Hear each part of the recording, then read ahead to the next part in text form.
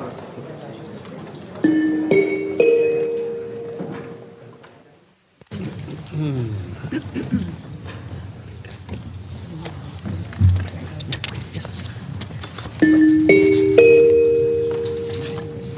10,207th meeting of the Security Council is called to order.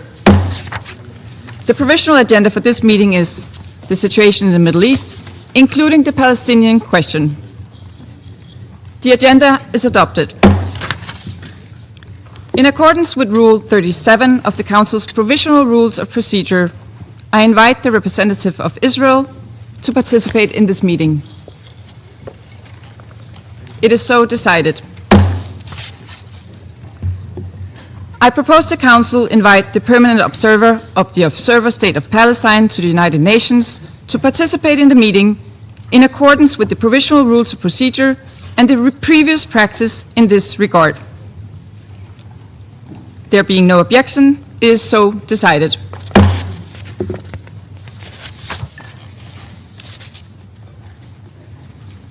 In accordance with Rule 39 of the Council's Provisional Rules of Procedure, I invite the following briefers to participate in this meeting: Mr. Ramiz Al-Akbarov, Deputy Special Coordinator for the Middle East Peace Process, United Nations Resident and Humanitarian Coordinator, and Ms. Hanan Suleiman, Deputy Executive Director of UNICEF.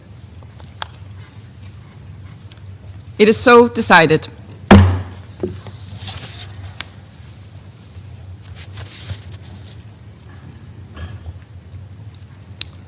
The Security Council will now begin its consideration of item 2 of the agenda. I now give the floor to Mr. Ramiz Al-Akbarov. The floor is yours. Madam President, members of the Security Council, thank you for convening this important meeting on the situation in the occupied West Bank, including East Jerusalem, comes at a critical moment. While the fragile ceasefire in Gaza and regional tensions can consume much of the international community's attention, the West Bank is at the breaking point. And this has not been a sudden deterioration. It's the result of the decades of unresolved conflict that has deepened the unlawful Israeli occupation, driven the Palestinian Authority to the brink of collapse, and undermined the prospects for an independent, viable, and sovereign Palestinian state. In my briefing to this Council last month, I described the explosive dynamics unfolding in the West Bank. Today, I would like to highlight several developments that are deepening instability while moving us farther away from negotiated end to the conflict. I will begin with the sobering human toll. As of 10th of August, 76 Palestinians have been killed in the West Bank in 2026, including 18 children, by Israeli forces or settlers. In 2026, 3 Israelis, including 1 civilian and 2 members of the Israeli security forces, were killed in confrontations with Palestinians and in an alleged ramming by a Palestinian in the West Bank. 127 Palestinian communities have experienced full or partial displacement since January 2023, including 47 that have been entirely displaced, affecting more than 6,390 Palestinians. In 2026 alone, about 3,800 Palestinians, nearly half of them children, have been displaced due to settler violence, demolitions, and evictions. Settler violence has reached unprecedented levels. So far this year, the UN has documented more than 1,430 incidents involving Israeli settlers that resulted in casualties, property damage, or both, affecting approximately 260 Palestinian communities, and many incidents occurred in the presence of Israeli forces. Nablus governorate has been particularly hard hit by recent violence. On 24th July, Israeli settlers attacked Tel village, triggering an escalation which left 4 Palestinians and 2 members of Israeli security forces killed. Hundreds of settlers then carried out multiple attacks, resulting in Palestinian injuries and extensive property damage. That same day, large groups of settlers attacked the village of Urif and Sara, also in southwest of Nablus, causing injuries and extensive damage to Palestinian property. Similar incidents are occurring on a daily basis across the West Bank. While accountability for such crimes remains rare, I note the 6 August indictment of an Israeli settler in connection with the July 2025 killing of Palestinian community activist Adwa Atalin in the South Hebron Hills. Last year, I visited Adwa's family as they were mourning his death, and I experienced firsthand the grief of this entire community. All perpetrators of such crimes must be brought to justice. Madam President, the pattern is clear. Palestinian populations are increasingly being forcibly displaced from villages across the West Bank before the settlers seize the vacated land. Settler attacks, which were previously concentrated in Area C, are increasingly reported in Area A and even in Area B and even in Area A. Israeli military operations and movement restrictions continue to disrupt civilian life and humanitarian operations, while refugee camps particularly affected. From 5 to 7 August, Israeli forces conducted a large operation in Kalang Bay refugee camp, resulting in dozens of Palestinians injured, more than 60 people arrested or detained, and extensive property damage. On 27 July, Israeli forces and officials again entered the UNRWA Kalandia training center without authorization, while classes were in session. I reiterate that UN premises are inviolable and immune from any form of interference. Tensions also have increased in East Jerusalem. On 25 July, during Tish B'Av, large organized Israeli visits to Haram al-Sharif, including by an Israeli minister, again raised concerns over the preservation of the status quo at the holy sites. Madam President, alongside the mounting violence, Israel significantly accelerated settlement activities while consolidating its control across the occupied West Bank. Since the beginning of this year, Israeli planning authorities advanced or approved approximately 1,360 housing units in the occupied West Bank, including 7,200 housing units in Area C and 5,160 housing units in East Jerusalem. Significant resources are being allocated towards settlement expansion. On 14 July, the government announced some $431 million of US dollars to support the establishment of 34 new settlements approved earlier this year. The funding will finance infrastructure and prefabricated housing. Israeli authorities described this decision as strengthening Israel's hold on the West Bank and preventing the establishment of a Palestinian state. On the administrative task, implementation of reforms transferring planning, land management, and heritage responsibilities in the West Bank from the military administration to Israeli civilian authorities continued, further entrenching Israeli civilian governments. The IDF also issued an unprecedented seizure order for privately owned land in Area A near Kabatia, south of Jenin city, to construct a road linking Noah and the Dotan, two of the 34 settlements recently approved. This marks the first seizure of Area A land explicitly for settlement infrastructure. These developments are taking place as the PA, Palestinian Authority fiscal crisis, remains acute. According to the PA, Israel is withholding some of $6 billion US dollars in clearance revenues, preventing the PA from paying full salaries and delivering basic services. Meanwhile, Palestinian financial stability faces a looming threat from the 1st September when Israeli correspondent banks plan to end arrangements for processing shekel transactions. The extension of the indemnity waiver for the year end is welcome but insufficient. Sustained engagement between regulators is needed to secure a durable arrangement. The Palestinian authorities' reform efforts also must continue as outlined in Security Resolution 2803. Furthermore, I welcome ongoing preparations ahead of the planned 28 November Palestinian legislative elections, including steps to update voter registration and publish the electoral timetable. All stakeholders must facilitate credible, inclusive, and transparent arrangements, enabling all eligible Palestinians to exercise their electoral rights across the occupied Palestinian territory. Madam President, the situation in West Bank must be treated as an emergency required urgent action. The concern is not only the continued expansion of the settlements, but the speed and systematic manner in which new facts are being created on the ground. New outposts are established, often with state support, and can be retroactively authorized or incorporated into a wider settlement system. From these outposts, settler violence and intimidation have driven the displacement of Palestinian community. The spread of agricultural and grazing outposts is deeply troubling as well. Requiring only a small number of settlers, they enable control over vast areas of land. Israeli monitoring organizations report that agricultural and pastoral outposts now exercise effective control over close to 20% of the West Bank.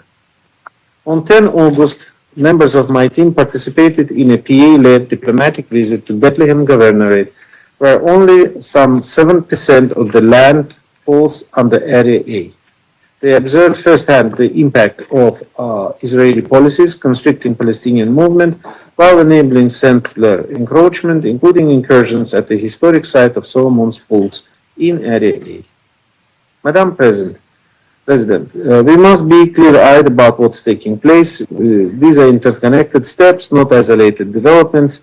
They are reshaping the West Bank, weakening Palestinian governance, and advancing de facto annexation. The stakes are high. If the West Bank continues to unravel, it will not only undermine the implementation of the Security Council Resolution 2803, which is the immediate focus of international community, but it will further erode the prospects for ending occupation and realizing a negotiated Israeli-Palestinian peace based on the two-state solution.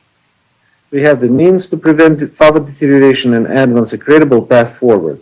There is a broad consensus on the essential element of such path. Security Council Resolution 2803 must be implemented immediately and in full.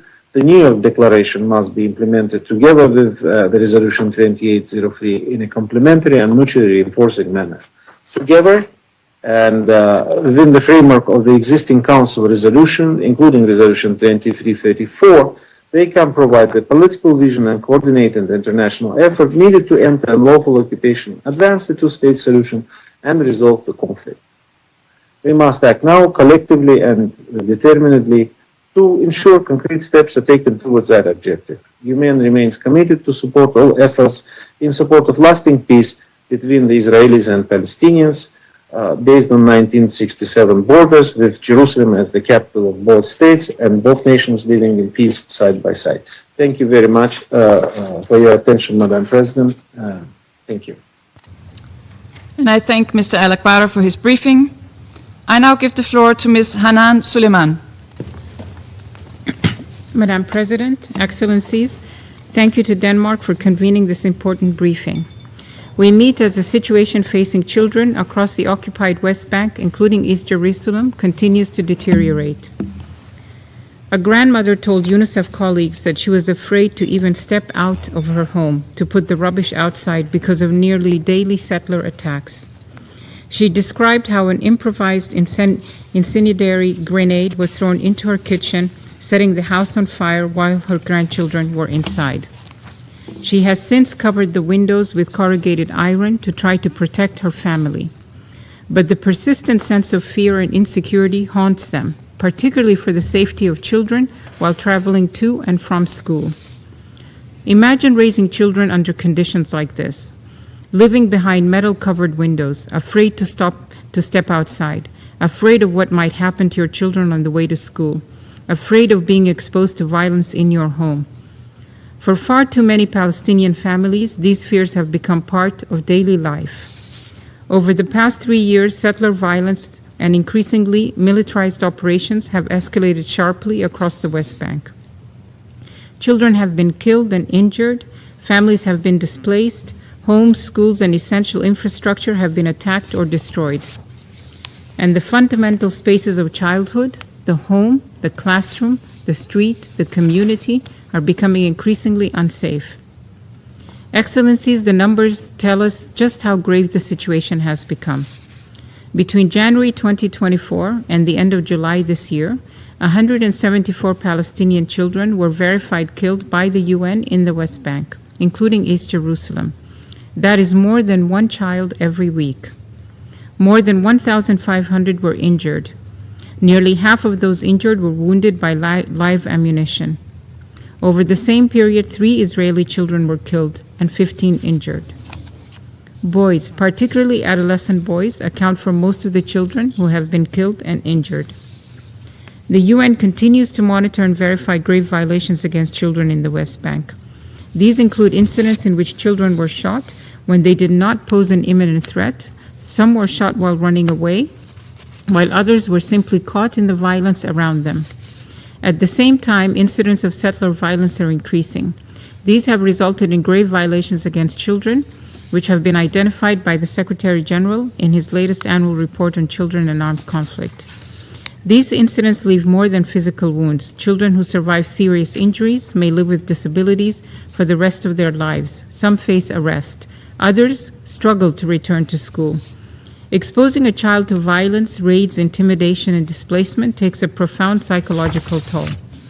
Parents tell us about children struggling to sleep, children who are afraid to leave home, children withdrawing from school and their communities. And parents tell us something equally devastating, that they no longer feel capable of keeping their children safe. That is a terrible reality for any parent, and it is a terrible reality for any child. Excellencies, the impact extends far beyond those children directly affected by the violence.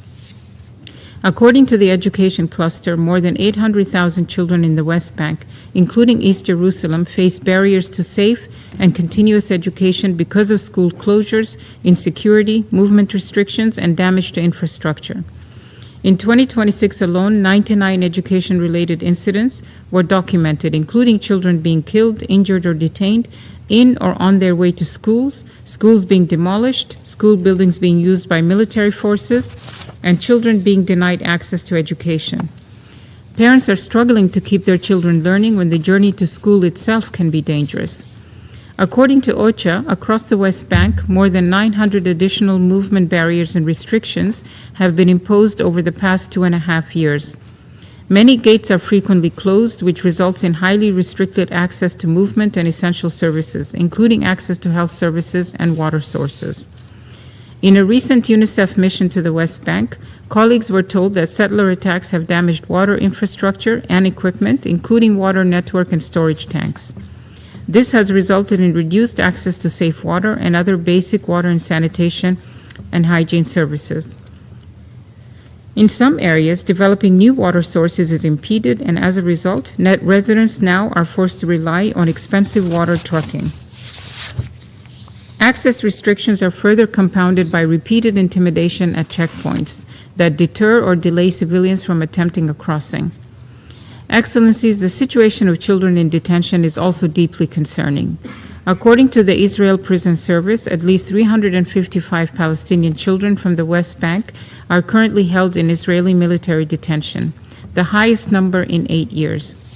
Nearly half, 164 children, are held under administrative detention without charge or trial. Children in detention continue to report violence, ill treatment, humiliating and degrading treatment, and harsh conditions, with a pattern of inadequate nutrition and hygiene for children, resulting in extreme weight loss and rampant scabies infection amongst child detainees. This year, a UNICEF partner spoke to a boy who was arrested from his home in the middle of the night, faced physical violence, was hand-tied, blindfolded, and faced various violations. While being interrogated, the child was held in solitary confinement for over 20 days. Excellencies, the dire situation for children is being compounded by growing obstacles to humanitarian access and essential services. Local authorities have had tax revenues withheld and are unable to pay health and education workers, affecting children's access to basic services. Children requiring medical treatment must be able to reach it. Humanitarian workers and partners must be able to reach children safely wherever those children live. Despite those challenges, UNICEF and our partners remain on the ground. When families are forcibly displaced, UNICEF and partners provide emergency assistance, mental health and psychosocial services, cash, drinking water and hygiene, and support to continue their education. But humanitarian assistance can only mitigate the consequences. It cannot remove the causes. That requires political action. So today I leave this council with 4 urgent requests. First, protect children. Protect children. International humanitarian law and international human rights law must be strictly observed and followed. Law enforcement standards must be respected, with lethal force used only when strictly unavoidable to protect life. Specific safeguards must be put in place wherever children may be present. The administrative detention of children must end, and all practices concerning Palestinian children in the military justice system must be brought into line with international juvenile justice and child rights standards. We echo the call of the Secretary General in urging Israel to agree and implement an action plan with the United Nations to end and prevent grave violations against children. Second, end the forced displacement of Palestinian children and families.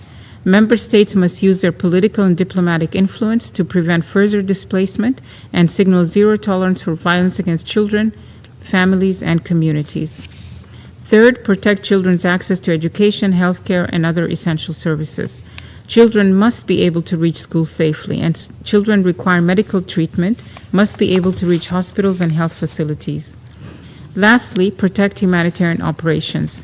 Vital supplies must be allowed into and across the West Bank without unnecessary delay. Public services upon which children and families depend must be protected from interruption. And humanitarian organizations and their partners must be able to operate safely, independently, and without administrative measures that prevent them from reaching children in need. Excellencies, the humanitarian consequences of what is happening in the West Bank are profound. But behind every statistic is a child afraid to walk to school, a child recovering from a gunshot wound, a child held in detention, a child watching her family home being demolished, and a child sleeping behind corrugated iron because her grandmother is trying to keep fire from coming through the window again. These should not be the defining experiences of childhood. Children in the West Bank have the same rights as children everywhere, to live, to learn, to be protected, and to imagine a future beyond violence and fear. UNICEF will continue to advocate for the protection of all children and to provide humanitarian assistance and protection to every child we can reach. But humanitarian organizations cannot create the political conditions that children need to be safe. That responsibility rests with member states who have the power to change them. Thank you, Madam President. I thank Ms. Suleiman for her briefing. I now give the floor to those council members who wish to make statements. I give the floor to the representative of France.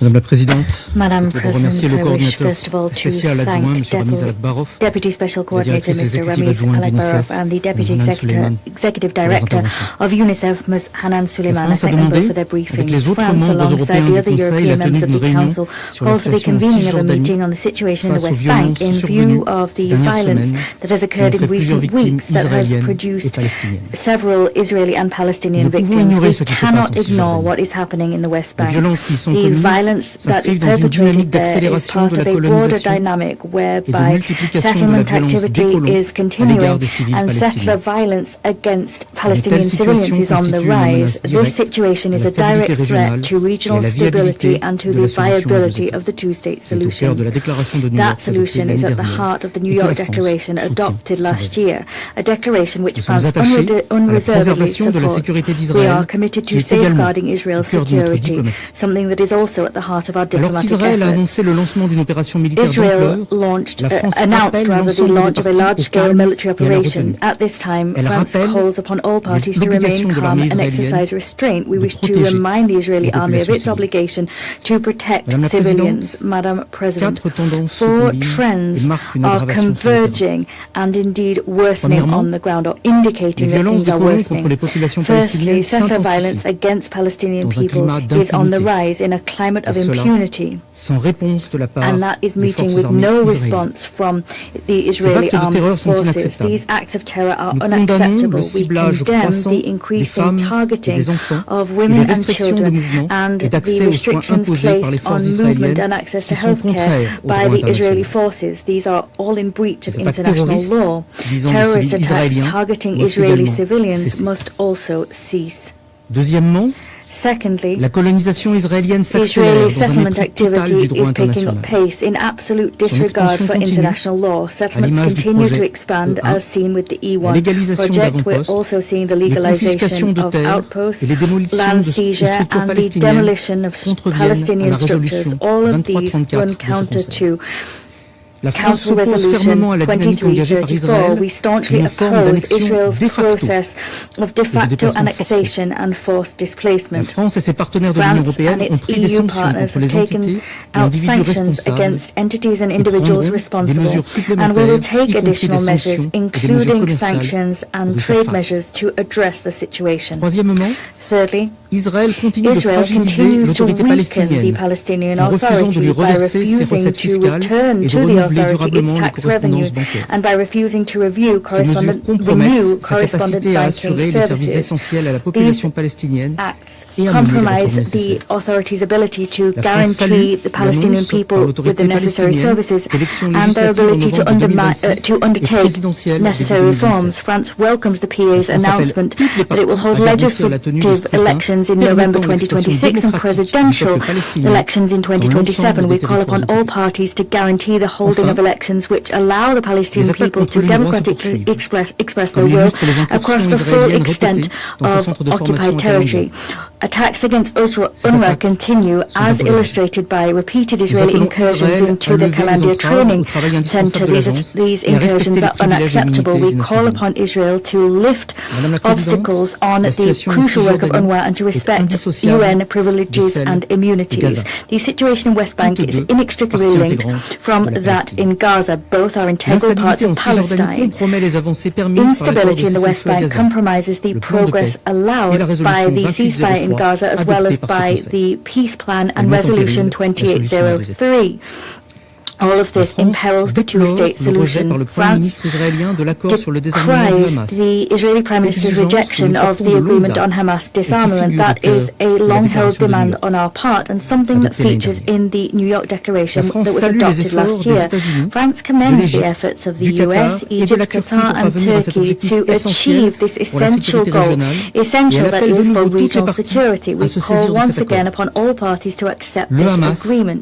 doit Hamas rendre ses must armes. lay down its weapons. Et il importe It également que is l'armée also israélienne se crucial retire that the Israeli de la bande de army Gaza, withdraw from the que Gaza la force Strip, internationale de that the stabilisation s'y international déploie stabilization en force soutien aux be forces deployed there palestiniennes to et en support the préparation du Palestinian retour de forces and l'autorité to palestinienne prepare for dans sa plénitude. the return of the Palestinian Enfin, Authority at full l'aide humanitaire doit strength. pouvoir Finally, entrer humanitarian aid immédiatement, must complètement be able et to massivement dans Gaza, enter immediately, comme l'a demandé ce Conseil en completely adoptant and la at résolution scale into 2803 l'année Gaza, dernière. as this council called for when it adopted Madame la Présidente, 2803 last year. un President, an après 1 l'adoption de la year déclaration de after New the York, qui adoption doit of the New rester la York feuille de route de Declaration, notre which action must indeed collective, remain la France our continuera roadmap de for soutenir les collective efforts action, en faveur de France la will solution à deux continue to États. support efforts Seule for the solution two-state viable solution. That pour is une the paix only et une viable sécurité solution durable for pour peace tous and dans lasting la région. security Je for vous remercie. all in the region. I thank you.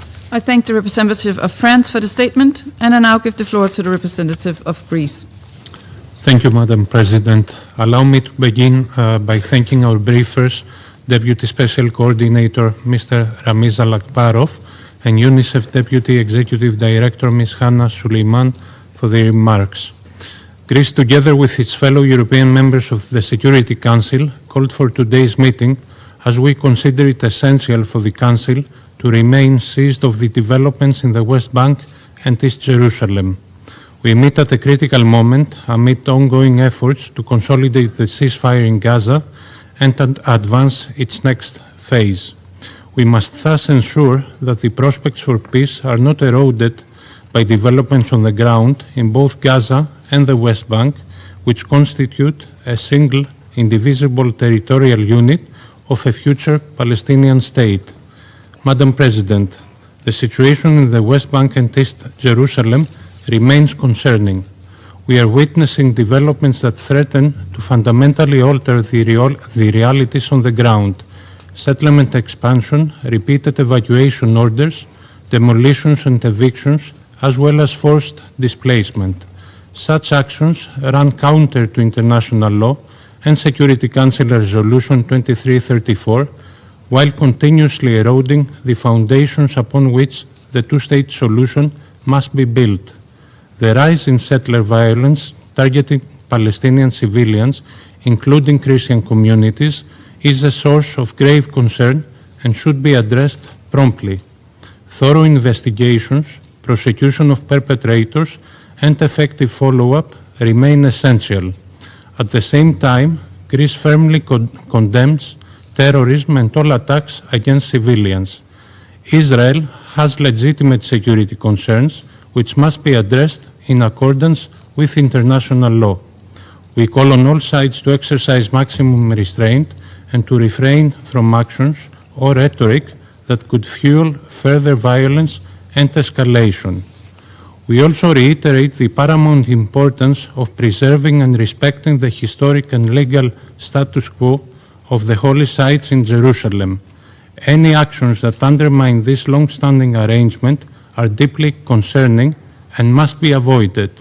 This principle is indispensable for interfaith coexistence and regional stability. The stabilization of the West Bank also requires addressing the severe humanitarian and economic pressures facing the Palestinian population. The continued withholding of Palestinian tax revenues is placing the Palestinian Authority under unsustainable financial strain. We reiterate our call for the immediate release of these revenues, which are essential for maintaining institutional stability, delivering basic services, and enabling the Palestinian Authority to pursue its reform agenda. We acknowledge the steps already undertaken by the Palestinian Authority towards reform under exceptionally difficult circumstances and encourage their continuation. A strengthened, reformed, and effective Palestinian Authority remains a credible partner for peace. We want to see the Palestinian Authority succeed in its reform agenda and return to Gaza as soon as conditions allow. Madam President, the international community must continue to ensure the safe, rapid, and unimpeded delivery of humanitarian assistance to all those in need. The role of UNRWA in providing essential humanitarian assistance, healthcare, education, and protection services to Palestine refugees in Gaza and the West Bank remains indispensable in this regard. Greece will continue supporting those efforts, including through the European Union Pegas mechanism, channeling its funding to East Jerusalem hospitals. In conclusion, Madam President, the current moment calls for renewed political courage and diplomatic engagement. As reaffirmed by the New York Declaration and the Global Alliance for the Implementation of the Two-State Solution, the international community remains committed to preserving a credible political horizon. For Greece, the path ahead can only be through a meaningful political process leading to a negotiated two-state solution, allowing Palestinians and Israelis to live side by side in peace, security, and dignity. I thank you. I thank the representative of Greece for their statement, and I now give the floor to the representative of Latvia. Thank you, Madam President. I thank Deputy Special Coordinator Ramiz Alakbarov and Deputy Executive Director of UNICEF Hanan Suleiman for their informative briefings. Together with Denmark, France, Greece, and the United Kingdom, Latvia has called for today's meeting to underline that urgent steps are needed to address the deteriorating situation in the West Bank. At a time when attention is focused on the full implementation of the Comprehensive Peace Plan in Gaza, developments in the West Bank, including East Jerusalem, remain a matter of growing concern and must not be overlooked or viewed in isolation from enduring international efforts to achieve stability and peace in the region.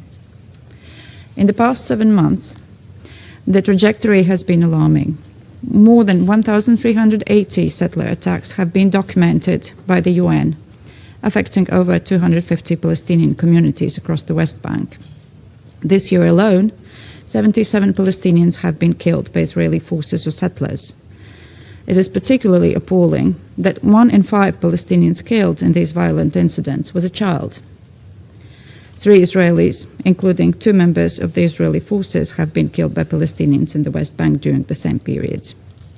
This violent environment fuels mutual hatred and leads to increasing security risks, both for Palestinians and Israelis. The humanitarian situation in the West Bank continues to deteriorate, driven by forcible displacement, settlement expansion, settler violence, and growing access constraints. Displacement has reached unprecedented levels this year, with July recording the highest number of people displaced since April 25. Continued settlement expansion and the annexation of the West Bank, including East Jerusalem, are not acceptable. We once again call on Israel to end its settlement policy and to ensure accountability for the attacks on and killings of civilians. International law and commitments, including Security Council Resolution 2334, as well as previous arrangements to which Israel has pledged itself, must be fully respected. The increasing acts of violence and vandalism by settlers directed against religious sites and places of worship in the West Bank further inflame tensions in already volatile environments. And we call on Israel to abide by the historic status quo arrangements governing the holy sites in Jerusalem and protect and ensure the safety of all religious communities. The extensive grid of checkpoints and roadblocks continue to make it difficult for Palestinians to access their workplaces and basic services, including schools and hospitals. Students have been affected by demolitions, military raids on educational institutions, and detention while traveling to school. The UN Convention on the Rights of the Child, the most widely ratified human rights treaty, stipulates that every child has the right to education. Moreover, education is one of the strongest foundations for a lasting peace and reconciliation, to be fostered through a reformed curriculum that leaves no room for extremism. Access to healthcare is similarly affected, with patients, including children, in need of specialized or emergency care, facing delays in reaching medical facilities. Safe and sustained access to education and healthcare, protection of civilians, and facilitation of rapid, safe, and unimpeded access to essential services must be ensured. The measures contributing to the Palestinian Authority's fiscal crisis and undermining the Palestinian economy are deeply concerning. Israel must ensure that the Palestinian banking sector can operate unobstructed and that withheld tax revenues are released, enabling the Palestinian Authority to meet its budgetary obligations and provide essential services. At the same time, the Palestinian Authority must fulfill its commitments to pursue meaningful, comprehensive reforms. This must include strengthening governance and accountability, addressing radicalization, ensuring provisions of basic services, including education, in line with the UNESCO standards, and reforming the payment system for families of prisoners. Concrete steps must also be taken to prevent incitement, discourage violence, and promote peaceful coexistence. Progress on these commitments is an essential part of international support for the Palestinian Authority and its institutions, while awaiting holding fair and inclusive elections as announced. Madam President, for decades we have witnessed that military power, as well as armed resistance, fuels the recurring cycle of violence, reignited by proponents of extreme views on both sides. This trajectory does not constitute a path to sustainable peace. Addressing both the security concerns and the legitimate aspirations of Israelis and Palestinians requires renewed momentum. The full implementation of the comprehensive plan, as put forward by President Trump and endorsed by the Security Council in Resolution 2803, requires genuine engagement by all parties. A political perspective encompassing Gaza and the West Bank is the only way to achieve long-term stability. In line with the relevant Security Council resolutions and the New York Declaration, Latvia reaffirms its commitment to the two-state solution and to contributing to the shared objective of peace and stability in the region. I thank you. I thank the representative of Latvia for the statement. And as I give the floor to the next speaker, I would like to warmly welcome to the Security Council Ambassador Sarah McIntosh, the new permanent representative of the United Kingdom to the United Nations. We look forward to closely engaging with you on the Council's work in the days ahead. You have the floor. Thank you, Madam President. It's an honour to be here, and I look forward to working with all colleagues here and across the United Nations family. Thank you for the introduction. Thank you, Deputy Special Coordinator Alak Barov and Deputy Executive Director Suleiman, for your briefings. The United Kingdom is clear that the only credible path to lasting peace and security remains a two-state solution, with a safe and secure Israel alongside a sovereign and viable Palestinian state made up of Gaza and the West Bank, including East Jerusalem. 3 priorities to advance progress towards that goal. First, in Gaza, the United Kingdom welcomes the recent focus on implementing Security Council Resolution 2803 and wants to see it implemented in full. That means all parties delivering on their commitments, including respect for the ceasefire, Hamas fulfilling its decommissioning commitments, the phased withdrawal of the Israeli Defense Forces as set out in the 20-point plan and the Roadmap Phase 2, and the transition of governance and security control to the Palestinian Authority. We encourage the Palestinian Authority to continue implementing reforms needed to fulfill that role. We thank the US, Qatar, Turkey and Egypt for their tireless efforts to progress these negotiations. The United Kingdom will continue to work with all our partners to end the conflict in Gaza and the terror threat from Hamas. As Foreign Secretary Ed Miliband has said, conditions for the people of Gaza remain appalling. Israeli authorities must end unacceptable restrictions on aid and enable safe, sustained and unhindered humanitarian access across Gaza. Second, addressing violence in the West Bank. The United Kingdom condemns escalating violence across the West Bank. In July alone, 13 Palestinians and 2 Israelis were killed.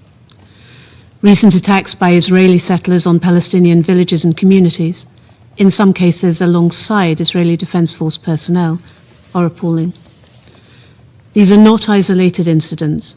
OCHA's July report records more than 1,300 settler-related incidents, affecting over 250 Palestinian communities, around 900 Palestinians injured, and more than 3,200 displaced. And at least 3 Israelis have been killed and 24 injured this year.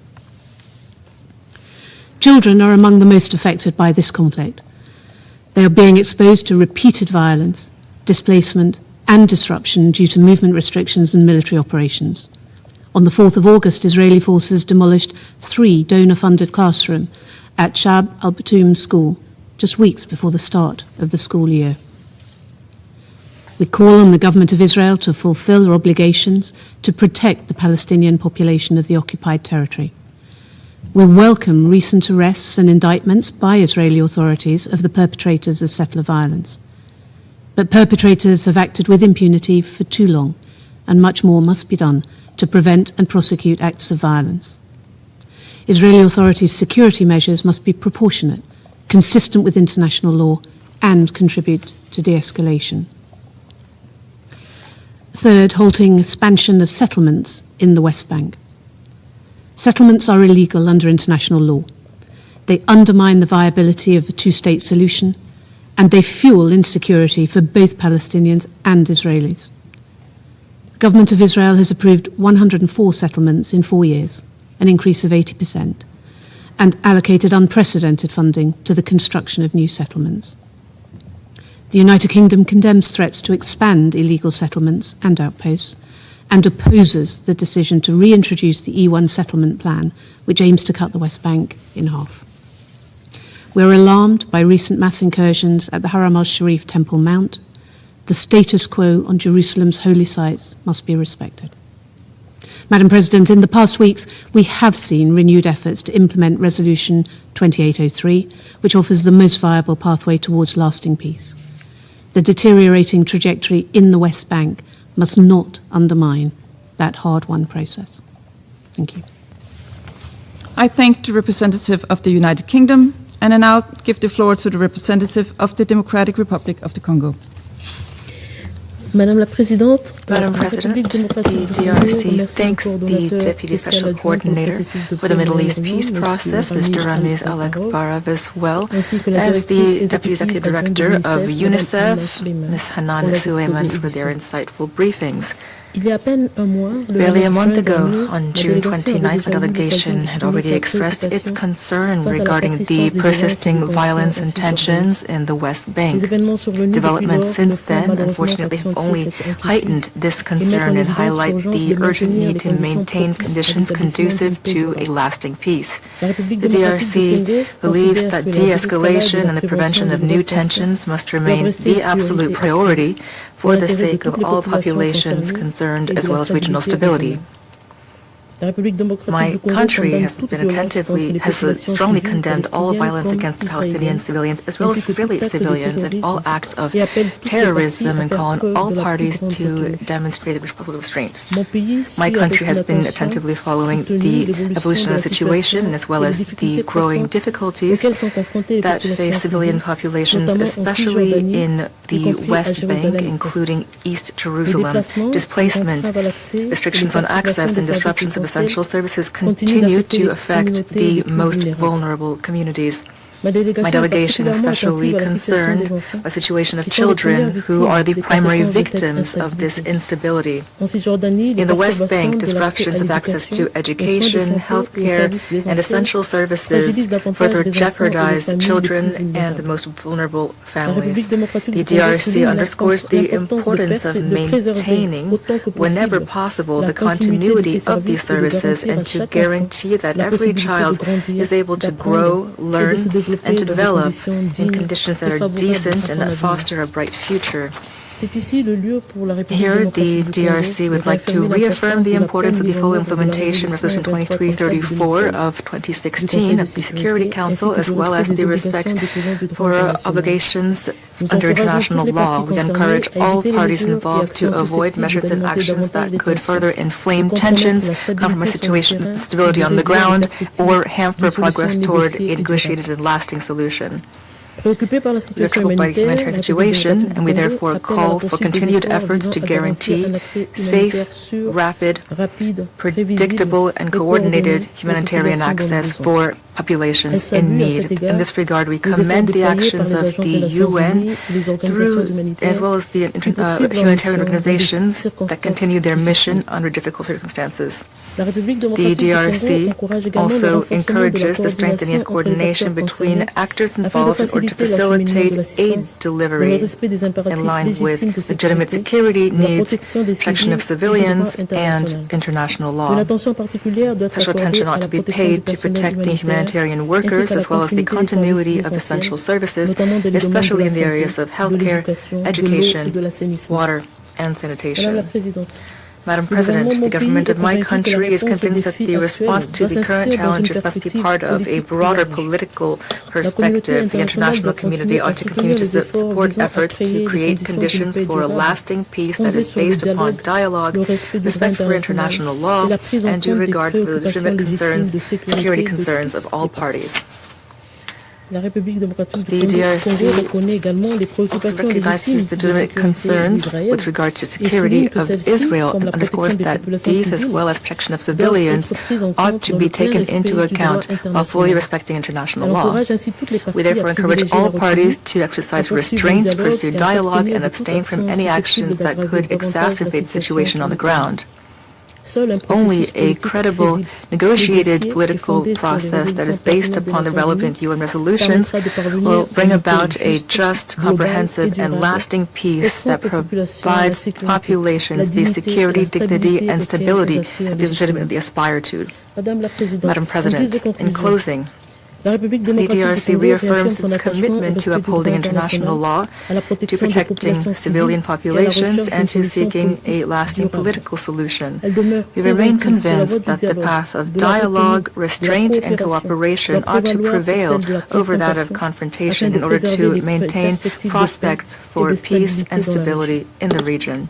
The DRC calls upon the international community to continue its efforts steadily and with determination in order to pave the way for a lasting peace based upon coexistence, dignity, and security for all. Thank you. I thank the representative of the Democratic Republic of the Congo, and I give the floor to the representative of Liberia. Thank you. Thank you, Madam President. Liberia thanks the Deputy Special Coordinator for the Middle East Peace Process and the Deputy Executive Director of UNICEF for their qualified briefings. Excellencies, 79 years ago, Liberia cast its vote for UN Resolution 181, a vision of two sovereign homes, an Arab state and a Jewish state. One was born, and Liberia was among the first to recognize it. The other has spent nearly 8 decades caught in the cruel physics of occupation, displacement, and unfulfilled promise. Liberia has never withdrawn that vote. Today, this council treats the two-state solution like a permanent destination we describe in briefings rather than a political decision we actually enforce. We deplore, we adjoin, and meanwhile, physical facts on the ground are set in concrete. The latest UN reports lay bare a rapidly deteriorating reality across the West Bank. Over 33,000 Palestinians remain forcibly displaced from Jenin, Tokam, and North Shams, their homes emptied, their right of return denied. Acceleration of the E1 settlement project and ongoing land grabs threaten to sever the West Bank in two, dealing an irreversible blow to any viable contiguous Palestinian future. These are not administrative adjustments. They are the systematic burial of peace. Yet, Liberia's clarity remains absolute on two non-negotiable principles. First, security is indivisible. No durable peace can ever take root while Israelis live under the terror of attacks. We condemn such violence unequivocally. Concurrently, we condemn with equal severity the unbearable suffering inflicted upon Palestinian civilians, where women and children bear the catastrophic brunt of a crisis not of their making. Hamas, an armed faction that holds a population's statehood hostage to its own survival, paradoxically undermines the very liberation and much-needed statehood it claims to pursue. The full implementation of Resolution 2803 and the decommissioning of non-state weapons are essential to establishing one legitimate government, one law, and one accountable security authority. The same is and must be true about ending settlement expansion and its associated violence in the West Bank. Second, human dignity cannot be conditional.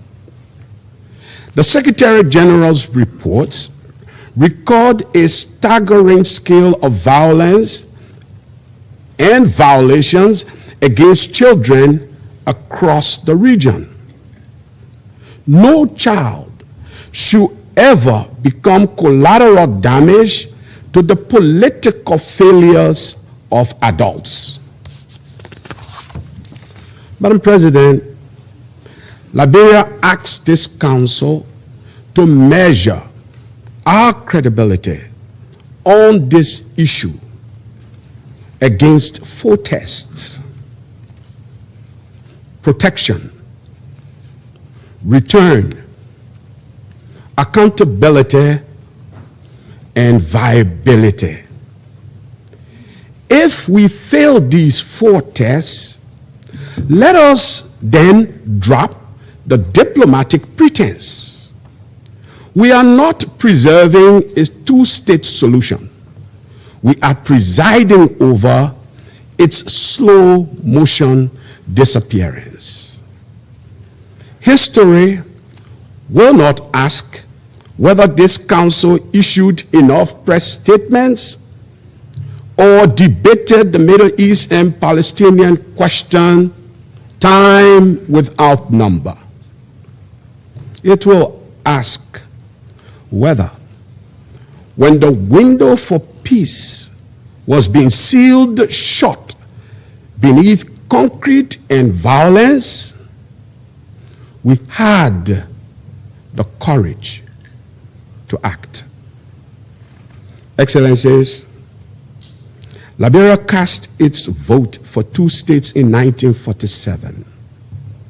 79 years later, we continue to stand for the security of both peoples, the dignity of both peoples, and the absolute right of their children to inherit a future defined by peace, definitely not by perpetual war.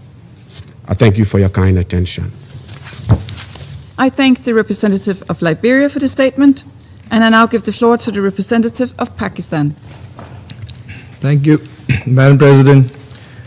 The distinguished permanent representative of Liberia just reminded, and very rightly, this Council of its responsibilities towards this situation that we are discussing. And the 2 briefings we have heard today are, in fact, calls for action. The situation as presented is grave. The figures quoted speak for themselves.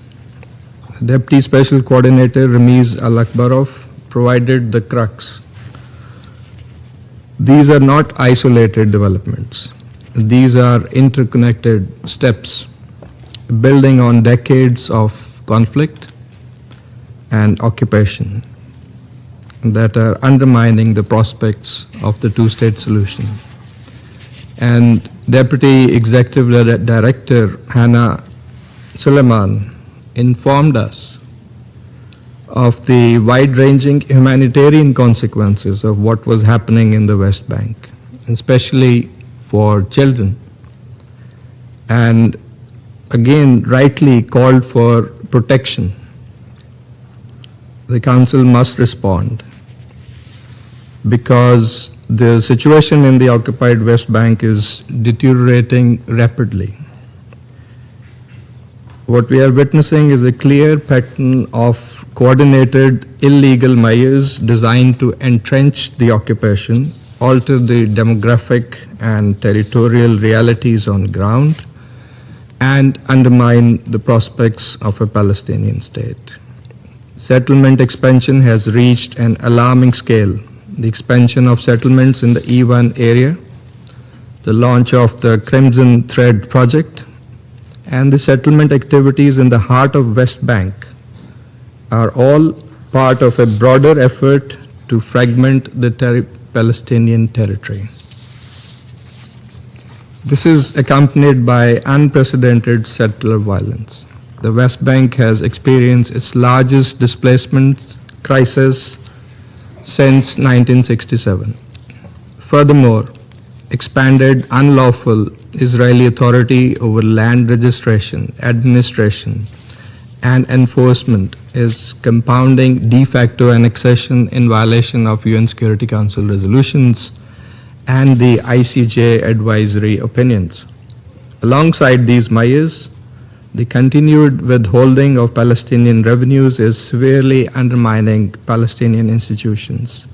These revenues belong to the Palestinian people and must be released immediately and in full. We are equally alarmed by escalating provocations at the Al-Aqsa Mosque, Al-Haram Al-Sharif.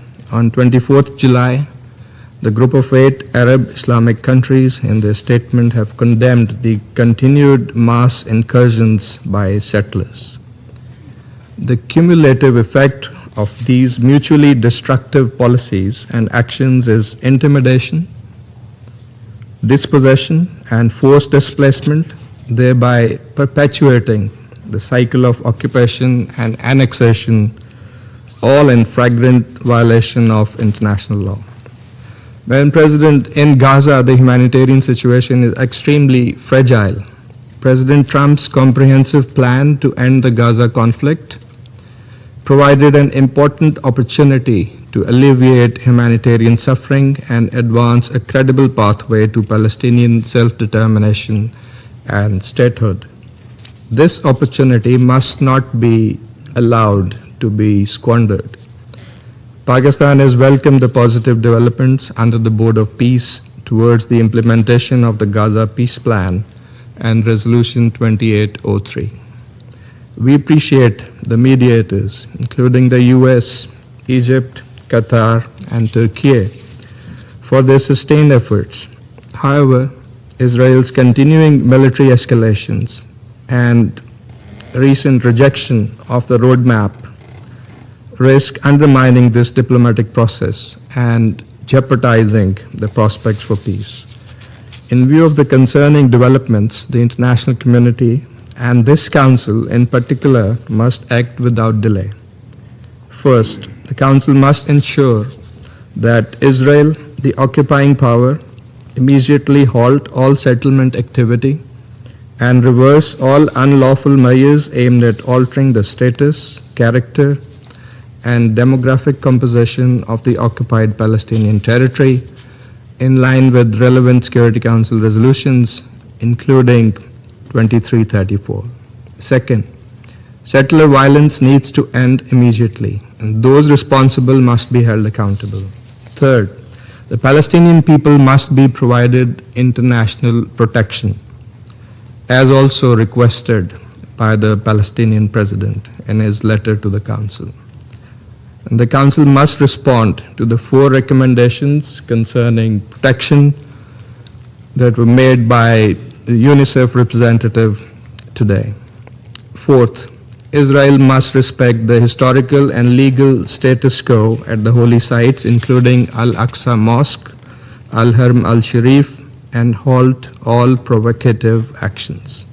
Fifth, the Security Council Resolution 2803 and the comprehensive peace plan must be implemented fully and in good faith. The Council must have a serious discussion how to tackle the obstacles and violations.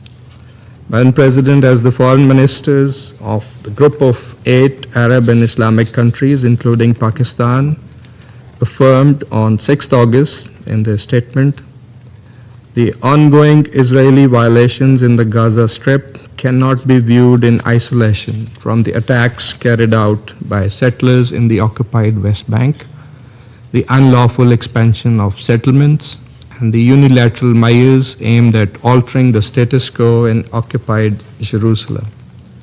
Taken together, these practices constitute a systematic policy aimed at imposing a fait accompli by force, undermining the foundations of the two-state solution.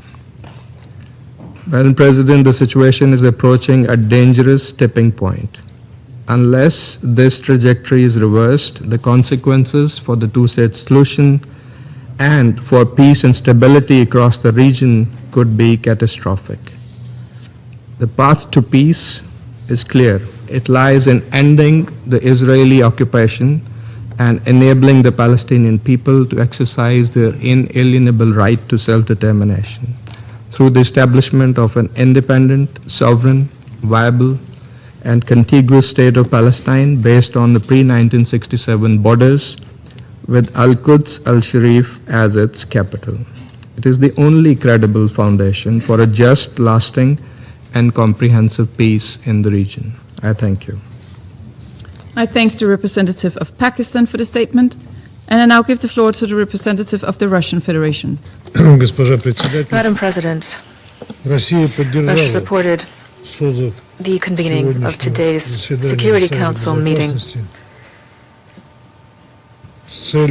with a goal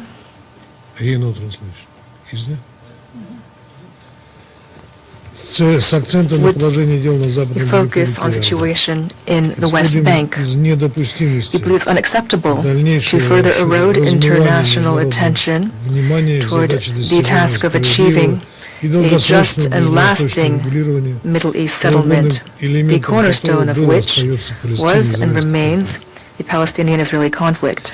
The confrontation, which decades later remains the key irritant in the region, perpetuating its general state of crisis and causing new flashpoints of tension to emerge in the broader Middle East region. We thank the Deputy Special Coordinator of the UN for the Middle East Peace Process, Ramiz Alakbarov, the Deputy Executive Director of UNICEF, Hanan Suleiman, for their detailed briefings on the situation in the West Bank. We agree with the alarming assessments of these UN representatives. Essentially, the West Bank is approaching a point of no return with a risk of profound destabilization of the military political situation in the entire region. The reasons for this dangerous trend are well known. They lie in the creeping expansion of Israel and the OPT, the escalation of settlement activity, of settlement violence, and the unprecedented tightening of Israeli restrictions on the movement of Palestinian residents. Against the position of most of the international community, West Jerusalem continues its illegal policy of building new settlements. A few days ago, the government issued yet another tender for the construction of over 600 housing units in the province of Ramallah and Al-Bira. Settler violence has reached extreme levels when it's carried out not only with impunity, but sometimes with the connivance of Israeli soldiers.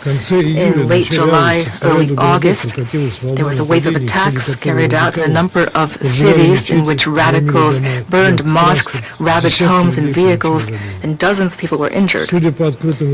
According to openly available sources, this settler violence is reaching tragic new levels. Since the beginning of this year, over 11,000 attacks have been committed. Israeli civilians have killed over 20 West Bank civilians. In parallel, we're seeing intensifying IDF operations to clear West Bank towns and refugee camps. These armed raids are accompanied by arbitrary arrests of Palestinians and large-scale restrictions on their movement. Especially troubling is the fact that due to these measures, the largest Palestinian towns are blockaded and even emergency medical services have been suspended. We call on Israel to refrain from any arbitrary measures, including settlement activity, that undermine the prospects for a two-state solution, as well as to take effective measures to curb settler violence and to immediately return to implementing relevant UNSC and GA resolutions. Madam President, of equal concern is the volatile situation in another part of the OPT, that is Gaza. The practical implementation of the American peace plan for Gaza has essentially stalled. Certainly, it's important to note that thanks to the efforts of mediators, large-scale bloodshed has ceased in the enclave. However, the ceasefire regime continues to be systematically violated, mainly by Israel. This is clearly demonstrated by the numbers of victims. In less than a year since the formal entry into effect of the ceasefire, Israelis have killed almost 1,300 Palestinians. Among them, according to UNICEF figures, there are almost 300 children. That means that over the past 300 days in Gaza, on average, one child has been killed per day by Israeli soldiers. Despite this tragic reality, here at the Security Council, a number of Western delegations have over the past few months placed the entire responsibility for the stagnation of the Gaza peace plan on Hamas alone. We all recall how during Security Council meetings, the leadership of Hamas were insistently called upon to immediately lay down their arms, not to hinder the work of the National Committee for the Administration of Gaza, and to accept the roadmap of the High Representative of the Board of Peace, Nikolai Mladenov. We'd like to hope that our Western colleagues will show the same unity and resolve with regard to the other party to the conflict in light of the public rejection of the roadmap by West Jerusalem, while Hamas has agreed to the deal. Madam President, we repeatedly noted that success of any peace initiative on Middle East settlement will be measured by the achievement of its chief goal, the creation of a single, independent, and contiguous state of Palestine and the West Bank and Gaza, with its capital in East Jerusalem. The creation of a state coexisting in peace and security with Israel. As demonstrated by the experience of the past few years, it's impossible to resolve the Palestinian issue as well as the entire spectrum of Middle East settlement issues hastily or through the promotion of ad hoc backroom schemes. Equally futile are attempts of certain countries to monopolize the role of mediator, especially when the principal mediator acts solely in the interests of one side of the Arab-Israeli conflict. Under these circumstances, what can hardly expect is the justice or the fulfillment of the aspirations of the Palestinian people. However, an alternative path remains open. Achieving lasting stability and an improved situation in the Middle East is possible and necessary through coordinated international and regional efforts that rely on the extensive international legal basis for settlement, the cornerstone of which is the two states for two peoples formula. Thank you. I thank the representative of the Russian Federation for the statement, and I now give the floor to the representative of Panama. Gracias, señora Thank you, Presidente. Madam President. Panamá agradece Panama la convocatoria is de esta grateful for the reunión convening y of expresa this su meeting. reconocimiento We al señor Ramiz Alakbarov, thank Mr. Ramiz coordinador especial Alakbarov, para el proceso de paz en Deputy Oriente Special Medio, Coordinator for the Middle East y a Peace la Process, señora Hanan and Suleiman, Ms. Hanan directora Suleiman, ejecutiva Deputy adjunta de Executive UNICEF, Director of por UNICEF, sus valiosas for y their conmovedoras invaluable and exposiciones. moving testimony. Asimismo, Moreover, reconocemos a los we representantes del recognize Estado de the Israel, presence of the del Estado representatives of the Observador State of de Israel and the Palestina, Observer que State nos of acompañan en Palestine. esta reunión. They are with us in the chamber this morning. Observamos con profunda We preocupación note with grave el concern creciente deterioro de la the situación en increasing Cisjordania, worsening of the que han situation in the descrito West con Bank cifras that los has been expositores, described by the briefers donde la with reciente figures. escalada de The violencia recent e escalation of intimidación violence and sigue cobrando intimidation vidas, continues to provocando claim el lives, desplazamiento de comunidades trigger the y displacement agravando of communities, la situación and humanitaria. worsen the A humanitarian ello se situation. suman las restricciones In de addition, we're movimiento seeing restrictions siguen placed on limitando el movements that acceso de la continue to población civil stymie a access to servicios the civilian esenciales, population and their access to incluida crucial la services, atención médica de including emergencia, emergency así medical como a sus care medios de vida, and agravando livelihoods. las condiciones That, que in enfrentan turn, las comunidades worsens más the vulnerables. conditions endured by the Tal most como lo ha vulnerable explicado communities. Con dramática claridad, la señora With Suleiman, dramatic en su lucidity, exposición, Ms. Hannah entre Suleiman quienes described sufren just that de in her manera más briefing. She aguda said that those las that most acutely consecuencias suffer de esta the situación consequences of this se encuentran los situation niños.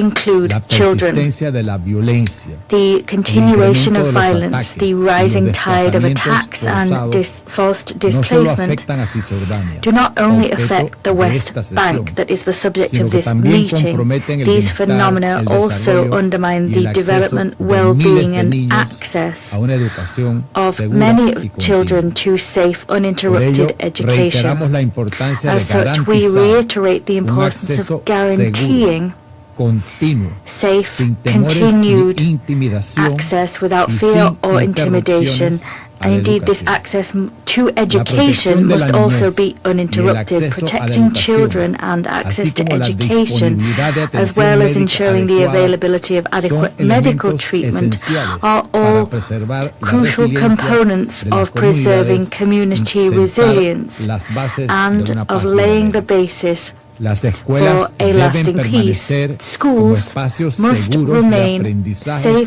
spaces for protección, learning and libres de protection. temor, They must de be free of intimidación fear, y de los efectos del intimidation, conflicto. and spared the effects of Toda the conflict. afectación a la infraestructura Any educativa o impact on interrupción del educational acceso infrastructure a la or any educación disruption to compromete educational las access perspectivas de futuro undermines de los niños. children's Señora prospects Presidente, for their la future. violencia no solo no President, cobra vidas y Violence destruye does medios not de only subsistencia, claim lives and destroy también livelihoods, genera un clima de it temor also fuels a permanente climate of que ongoing, limita relentless la fear libertad de movimiento, that limits freedom of expone a las movement, personas víctimas de los ataques a riesgo de exposes desplazamiento victims of y attacks to deteriora su displacement salud risk, física y and this mental, violence also al undermines their convertir physical and mental actividades health cotidianas because daily como salir de activities casa such en as una leaving fuente houses constante de become inseguridad. a constant source Por ello, of concern and protección de la población insecurity. civil Consequently, debe seguir protecting siendo una civilians propiedad must inmediata, continue en pleno to remain respeto an del derecho immediate priority. internacional, This must be done with incluido el stringent derecho adherence to international law, humanitario, including international así como de las humanitarian law resoluciones and pertinentes de este the Consejo. relevant resolutions of En this este Council. contexto, Against this Panamá reitera backdrop, su Panama respaldo reiterates a la labor its support que continúan for the desempeñando work las Naciones Unidas that the y United sus Nations agencias, and its agencies y en continue to particular la do. loable We gestión de particularly UNICEF commend the laudable junto work con of las UNICEF organizaciones done humanitarias alongside internacionales y international locales humanitarian en la organizations asistencia a and la local población ones civil, to afford en la assistance protección de to los civilians. niños, We en el commend their work to acompañamiento de los protect esfuerzos children, dirigidos to a support preservar efforts la aimed estabilidad. at preserving Esa labor stability too. debe poder This work desarrollarse con must seguridad, be able to independencia continue e safely in an imparcialidad, independent and en pleno impartial respeto del fashion, derecho internacional, while incluido international el derecho law is internacional stringently humanitario. upheld, including international Reiteramos por ello el humanitarian llamado a law. garantizar la protección del personal We humanitario call y a for facilitar un acceso humanitarian humanitario personnel pleno, to be seguro, protected rápido y and sin full, trabas safe, para quienes lo unfettered, necesiten. continued humanitarian La access for those who persistencia de la require it violencia, must be provided. la falta de The avances continuation of políticos, violence, the lack of los political ataques continuos y progress, las medidas que continued incrementan las attacks and tensiones measures which fan the flames continúan of tension debilitando las continue condiciones necesarias to para undermine the preservar conditions un horizonte necessary de paz for the creíble. preservation Reiteramos of a que credible cualquier acción peace. unilateral Any que altere unilateral la realidad action sobre el terreno which alters es the reality on the incompatible con ground el is espíritu y los incompatible objetivos with the de las spirit and resoluciones goals pertinentes de of este Consejo, this Council's incluida relevant la resolución resolutions, including 2334 Resolution de 2334 cuya of implementación sigue 2016. siendo The esencial implementation para thereof preservar remains las bases de vital una if paz we justa, are to duradera preserve the y mutuamente foundations for aceptable. a just, Para ello lasting and resulta mutually acceptable indispensable peace. retomar As un such, it is proceso político vital creíble, that we see the resumption of a fortalecer la credible confianza, political apoyar una process. We autoridad must palestina bolster confidence reformada and trust, y capaz de champion a ejercer reformed eficazmente Palestinian sus authority responsabilidades able to discharge y evitar effectively its medidas responsibilities, and we must avoid que sigan unilateral alejando acts las which perspectivas continue de to una solución further negociada dim the de prospects for conformidad a con el negotiated derecho solution in internacional y accordance las with resoluciones international law pertinentes and de the las relevant Naciones Unidas. resolutions of the Muchas United gracias. Nations. Thank you. I thank the representative of Panama for the statement, and I now give the floor to the representative of China. Thank you, President. First of all, China extends its deepest condolences to the victims of a massive earthquake in Colombia and expresses its sincere sympathies to the bereaved family and the injured. We're confident that under the leadership of their government, the Colombian people will surely join forces to overcome this disaster as soon as possible and rebuild their homes. China supports the convening of this emergency meeting of the Security Council, which is both timely and necessary. I thank Deputy Special Coordinator Alak Barov and Deputy Executive Director Suleiman for their briefings. China is deeply concerned about the recent escalation in the occupied Palestinian territory and is deeply distressed by increasing civilian casualties caused by the ongoing violence. Against the backdrop of increasing instability in the region, we must not allow the Palestinian issue be ignored or marginalized.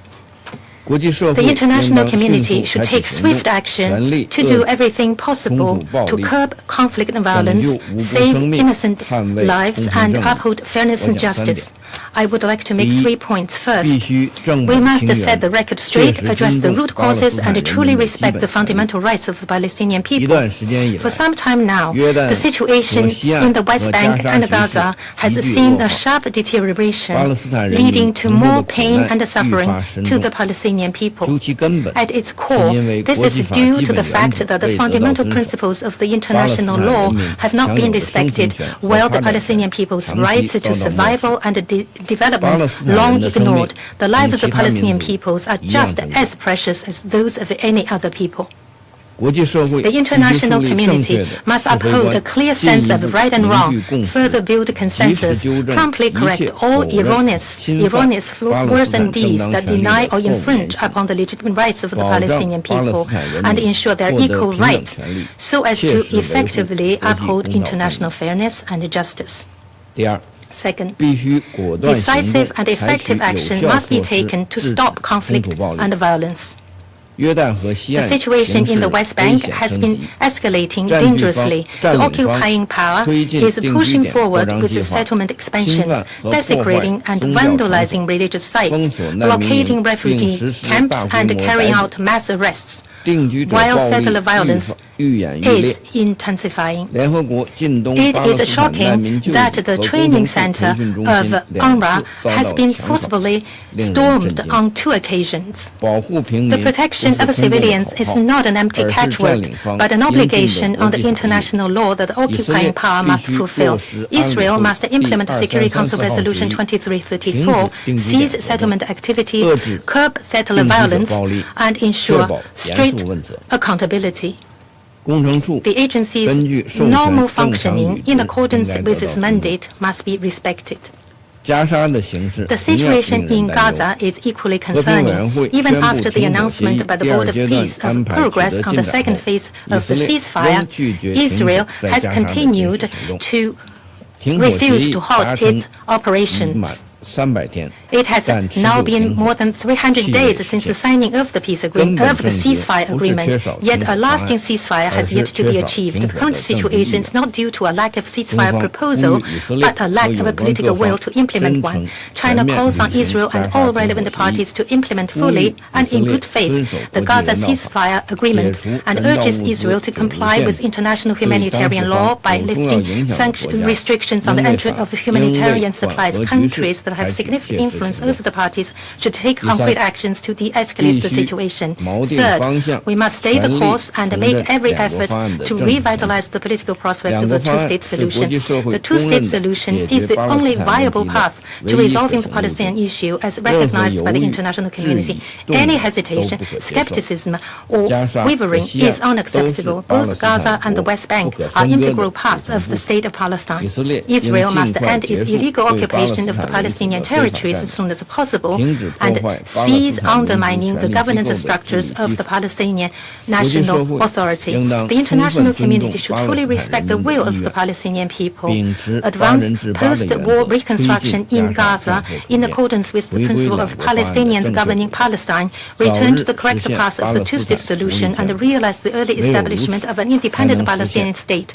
Only in this way can peaceful coexistence between Palestine and Israel be achieved, and lasting peace and stability in the Middle East be secured. Madam President, on the question of Palestine, China has always been on the side of peace, justice, and conscience. China will, as always, support the just cause of the Palestinian people to realize their legitimate national rights, work to bring an early end to the suffering of the Palestinian people, and make unremitting efforts to restore stability to the region and bring peace to its people. Thank you, Madam President. I thank the representative of China for the statement, and I now give the floor to the representative of Bahrain. President, we commend the convening of this timely meeting at such a sensitive time. We thank the briefers, Mr. Ramiz Alakbarov, Deputy Special Coordinator, and Madam Sulaiman, Deputy Executive Director of UNICEF for their briefings. We stress the following. The Kingdom of Bahrain has supported international and regional efforts to end the conflict in the Gaza Strip, including the comprehensive plan to end the Gaza conflict and the role undertaken by the Board of Peace to support practical measures to strengthen stability, reconstruction, improve the living conditions, and pave the way for a credible and serious peace process. The Kingdom stresses that the success of any peace process requires that we address the escalation in the West Bank, which undermines confidence and weakens the opportunity to implement the two-state solution. This has been thrown into sharp relief by the expansion of settlements, the seizure of land, the demolition of homes and schools, including restrictions on cities and camps, as well as rising violence by settlers and the attempts to impose a unilateral reality. This has stoked the suffering of civilians, including that of children, and undermined efforts for calm and peace. We are concerned by the escalation of violence against the Palestinian people in the West Bank. This rise has been unprecedented. 76 Palestinian civilians have been killed since early 2026, according to the United Nations. We stress the need to protect civilians, including children, from the consequences of this highly dangerous escalation.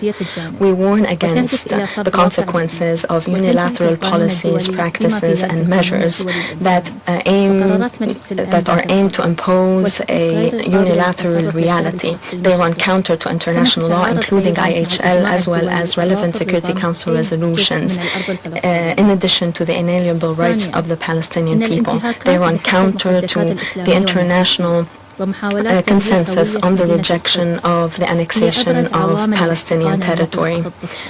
Violations against Muslim and Christian holy sites are aimed at altering the identity of Jerusalem, and they cause tension as they outrage the conscience of millions of Muslims and Christians throughout the world.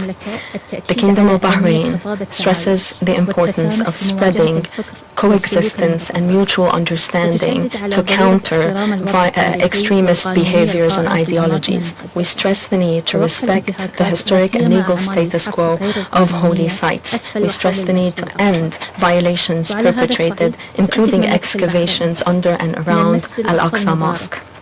We underline that the Holy Aqsa Mosque and Al-Quds Al-Sharif in their entirety constitute a holy site for Muslims. The management of Al-Aqsa Mosque is therefore subject to the historic Hashemite custodianship over Muslim and Christian holy sites in Al-Quds Al-Sharif. In this regard, we commend the meeting held in Amman on the 5th of August. In conclusion, the Kingdom of Bahrain stresses that East Jerusalem is an integral part of Palestine, which encompasses the West Bank and Gaza. It is the capital of the State of Palestine that must be established along the 4th of June 1967 borders.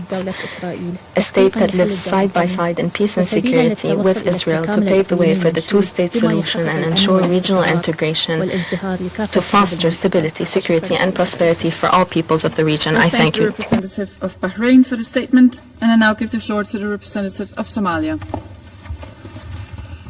Madam President, allow me to begin by thanking Deputy Special Coordinator Al-Akbarov and UNICEF Deputy Executive Director Sulaiman for their updates and for the UN's continued work in the occupied Palestinian territory. Somalia remains deeply troubled by the recent surge in violence across the occupied West Bank, including East Jerusalem. The past weeks have seen more civilian deaths, injuries, displacement, and destruction, worsening an already dire humanitarian and security situation. We unequivocally condemn the growing violence and terrorism from Israeli settlers against Palestinian communities, often in a context where Palestinians are left unprotected. These attacks on civilians are not isolated incidents. They are happening in a wider context of long-standing occupation, illegal settlement expansion, demolitions, evictions, military operations, movement restrictions, land seizures, and ongoing settler violence. Together, these factors are eroding the foundation of Palestinian life in the West Bank. Since January 2025, over 33,000 Palestinians have been forcibly displaced by Israeli military operations in Jenin, Tulkarm, and Nur Shams camps, which is the largest displacement since 1967. Many more lives remain at imminent risk. Settler violence is a major driver of this crisis, with more than 1,800 attacks in 2025 alone, affecting some 280 Palestinian communities. This pattern must be reversed. Somalia reiterates that Israeli settlements, including those in East Jerusalem, are a flagrant violation of international law and Security Council Resolution 2334. A worrying development has also been seen in the increasing use of archaeology and heritage claims to justify settlement expansions and restrict Palestinian access to land and holy sites. All actions that alter the status or demographics of the occupied Palestinian territory must stop and reversed immediately. We are particularly alarmed by measures that fragment the Palestinian territory, threatening its viability as a contiguous sovereign state. Continued settlement expansion undermines not just future negotiations, but the very basis of the two-state solution. Madam President, as we have heard, the situation for children demands urgent attention. Palestinian children are facing violence, displacement, detention, abuse, and disruption of their education. Prolonged insecurity is inflicting severe psychological distress. School closures, movement restrictions, and attacks on education have become alarmingly common. The ongoing financial crisis and the disruptions to UNRWA schools make matters worse. Children must not grow up seeing violence, occupation, and displacement as a normal daily occurrence. Their protection and that of schools, hospitals, and civilian infrastructure must be guaranteed under international law. The impact, dear colleagues, goes beyond children. Restriction on movement and access are affecting healthcare, livelihoods, water, and sanitation, and are making it harder for humanitarian organizations to provide assistance. Humanitarian workers themselves face growing danger and obstacles.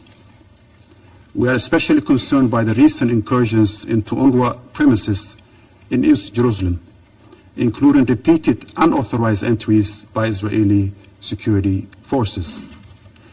Such incidents cannot be normalized. UN premises must be respected and protected, and UNRWA's vital work must not be jeopardized. Somalia is also concerned about the deteriorating situation facing the Palestinian Authority, especially with the occupying powers withholding of hundreds of millions of collected tax revenues, which undermine the provision of basic services. Weakening Palestinian institutions while settlement expansion accelerates moves us further from peace. Accountability is essential. Violence by settlers must not go unpunished.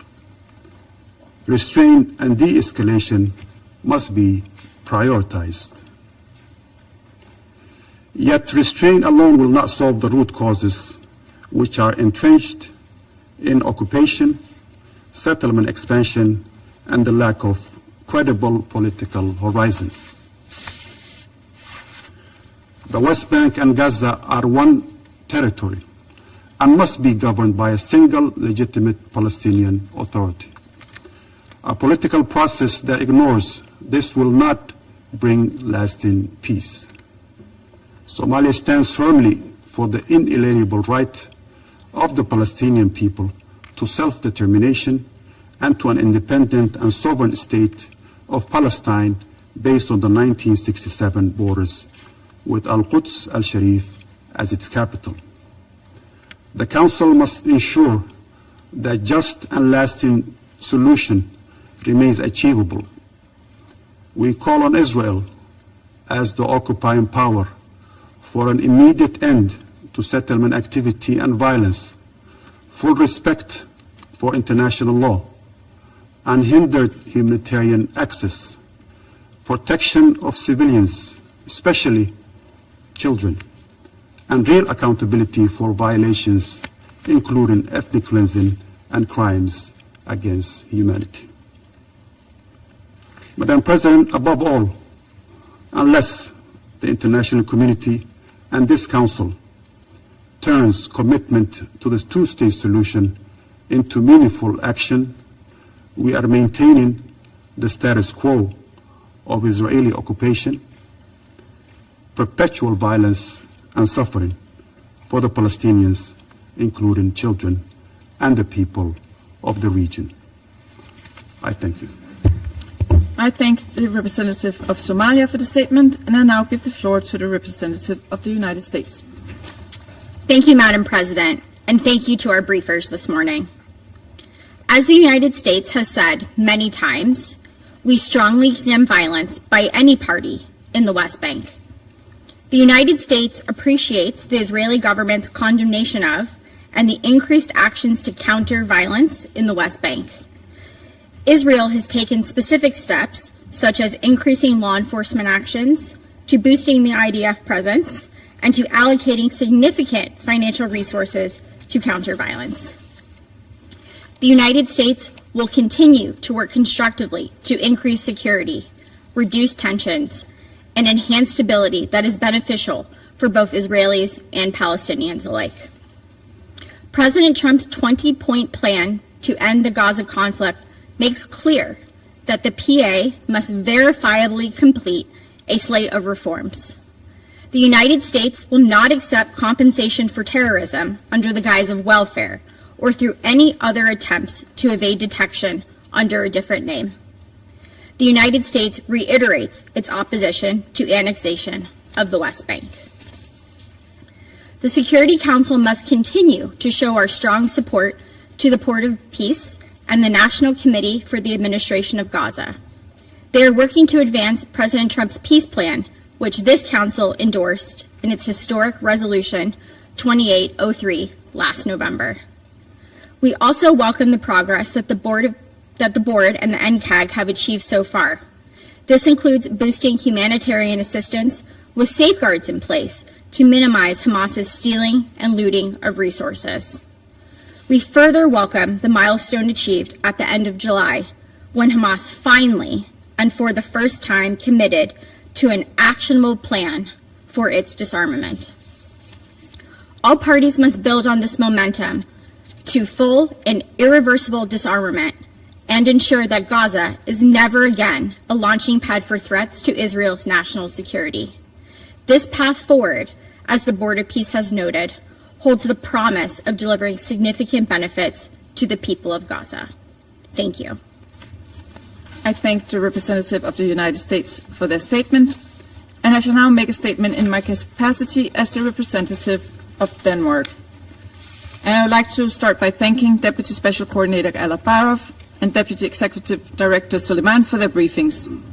What we've heard today is not just statistics, as DED Suleiman stressed this morning. It is the daily reality of Palestinian children living under the threat of settler violence, loss of livelihood, demolition, and displacement. These realities were also reiterated in the Independent International Commission of Inquiry's report examining violations and crimes against Palestinian children that was published in June. At the same time, we hear that July was an exceptionally deadly month in the context of settler-related violence. This is why Denmark, together with France, Greece, Latvia and the UK, supported by other Council members, called for this urgent meeting. Colleagues, the two-state solution, as charted in the resolutions of this Council, remains the only viable path to resolving the Israeli-Palestinian conflict. Last September, 142 states reaffirmed their support for this vision in the New York Declaration. But for this vision to materialize, the current trajectory in the West Bank must urgently be reversed. We would like to emphasize 4 urgent matters. First, settler violence must stop, and those responsible must be held accountable. No Palestinian child should witness homes set ablaze, access to schools hampered, destroyed livelihoods, or blocked water sources. We urge the Israeli authorities to take immediate measures to prevent violence, protect civilians, and ensure accountability. The European Union has recently put more extremist Israeli settlers and organizations responsible for serious and systematic human rights abuses against Palestinians under sanctions. Second, the expansion of illegal settlements must end immediately. We remain deeply concerned by the potential issuing of tenders for the E1 settlement, which threatens to separate East Jerusalem from the rest of the West Bank and divide the West Bank in two. We urge businesses to be aware of the potential legal, financial, and reputational risks associated with bidding for these contracts. We once again stress that Security Council Resolution 2334 must be fully implemented. Third, Palestinian children deserve to grow up under a functioning, effective, and reformed Palestinian Authority able to pay salaries and provide essential services. We therefore reiterate our call for Israel to release withheld tax revenues and for the PA to continue its important work on necessary reforms, including on democracy and good governance. Finally, the developments in the West Bank cannot be separated from what happens in Gaza. The stability of both Gaza and the West Bank is critical to any lasting peace, including to Israel's long-term security. It is in the interest of both Palestinians and Israelis to transition Gaza from war to peace. We took note of the recent news of progress towards an agreement on the disarmament of Hamas and urge all parties to reach a full agreement on this decisive issue. And we continue to call on all parties to fully respect the ceasefire, on Hamas to disarm, and on Israel to ensure the phased withdrawal of the IDF in line with Resolution 2803, as well as to ensure unhindered humanitarian aid. A lasting ceasefire will lay the groundwork for early recovery and reconstruction. In this regard, we welcome that the EU has launched the Team Gaza initiative, which Denmark is a part of.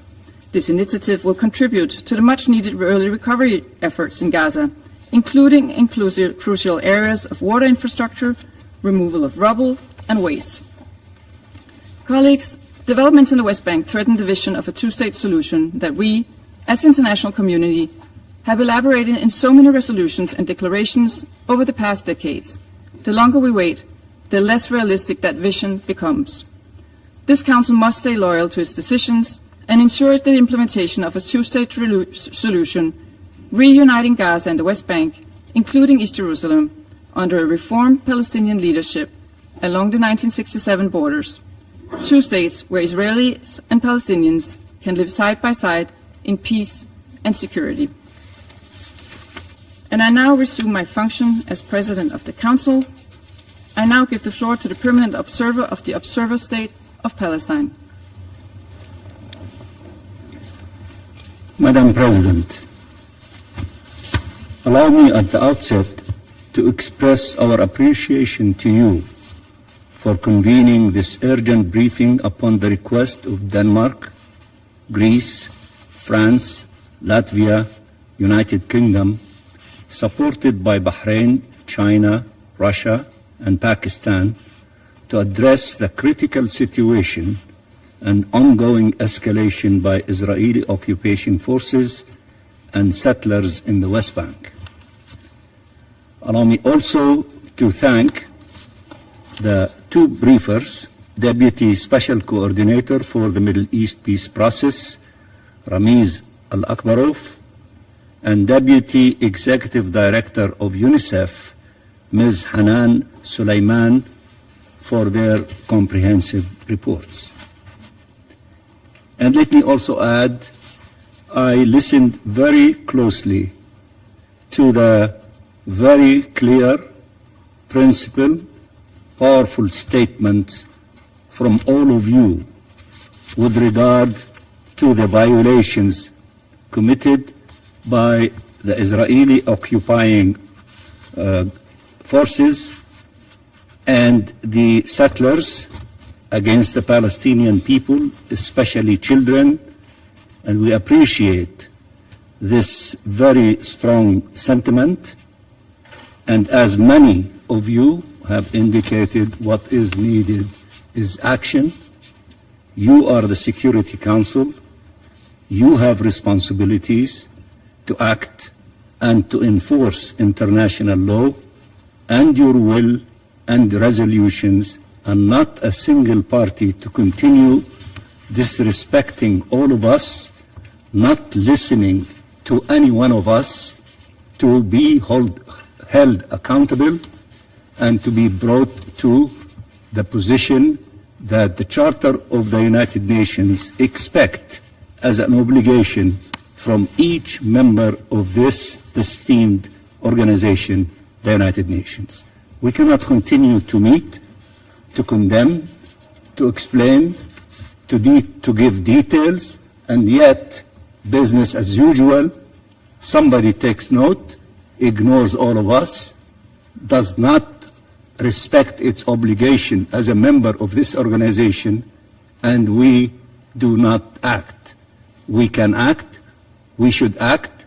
We are formed as a Security Council to make sure that the international peace and security of the world is maintained, and if any one party, a state, does not meet its obligation in this regard, to be held accountable, and you have tools available to you to act.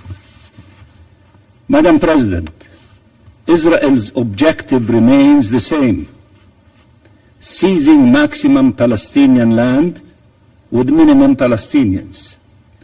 All its policies can be traced back to this singular objective pursued through military assault, settlers' violence, home demolitions, discriminatory laws, and annexation measures. The tools and the excuses may vary, but the pattern is always the same: uprooting Palestinians from their land or denying them the right to build on it, to grab it. To the Palestinian state recognized by nearly 160 states. We exist as a state. Look, I sit behind the plaque that says State of Palestine. We have 160 countries that recognize the State of Palestine, including the great majority of the members of this Security Council. The reality is that one state is illegally occupying the land of the other state. So therefore we need the international community, the Security Council, to help the State of Palestine that lives under ruthless occupation, illegal occupation, using the words of the International Court of Justice, to help us to end this illegal occupation, as the International Court of Justice said, as rapidly as possible. Of course, we appreciate all efforts to make this occupation less vicious, if there is such thing as that, in the process and in the way and the path of ending this illegal occupation. That is the main objective: ending this illegal occupation, not to make it a nicer occupation. And many of you have exercised that during the time of putting an end to colonial occupation and control in the past. So I don't need to explain to you what you were struggling for in order to attain your freedom and liberation. We are the last kid around the block. We need to end this evil system imposed on us, oppressing us, stealing our resources, killing our children, doing all the evil things that the UN reports describe, all of the agencies of the United Nations describe, and other NGOs, organizations describe as well. So it needs to end. And all people who respect and honor international law and their obligations as members of the United Nations and the principles enshrined in the Charter of the UN is to help us to put an end to this tragedy. We, the Palestinian people, are doing our role. We are staying in our land. We lost thousands, tens of thousands, hundreds of thousands killed and injured during the last 3 years alone. And we are doing our job in order to attain freedom and independence of our state. We need the help of those who believe in the same principles that we are committed to. And we appreciate the fact that some of you took some measures. But there is more that needs to be done, because this ruthless occupation, illegal occupation, is refusing to abide by everything that you describe, by all the reports that describe, by the articulation of the International Court of Justice. Then what should we do? Just keep urging them, keep appealing them, or resort to measures and use tools available to us. Some of you are doing it in their national capacity. We appreciate that. But there is more that needs to be done so that this illegal occupation cannot feel that will make all of us come to the conclusion that we are wrong and this illegal occupation is right. The Palestinian people are telling you by paying heavy price, we will never surrender. We fight for our legitimate rights, including our right to self-determination, the independence of our state, and the right of the refugees. We are doing that, and we are not reinventing the wheel. All of you who faced similar situation, you struggled for your rights. But also all of you received support from the international community, and we expect support from you. It has, to the Palestinian state recognized by nearly 160 states around the world, Israel opposes the settler state armed and unhinged with its full support and complicity. It has created an enabling environment for violence by its soldiers and its settlers, guaranteed to them effective impunity, unleashed them against Palestinian communities, refugee camps, and villages to torment and terrorize the Palestinian population. Many of you gave details about these things. For years now, we have called for international protection.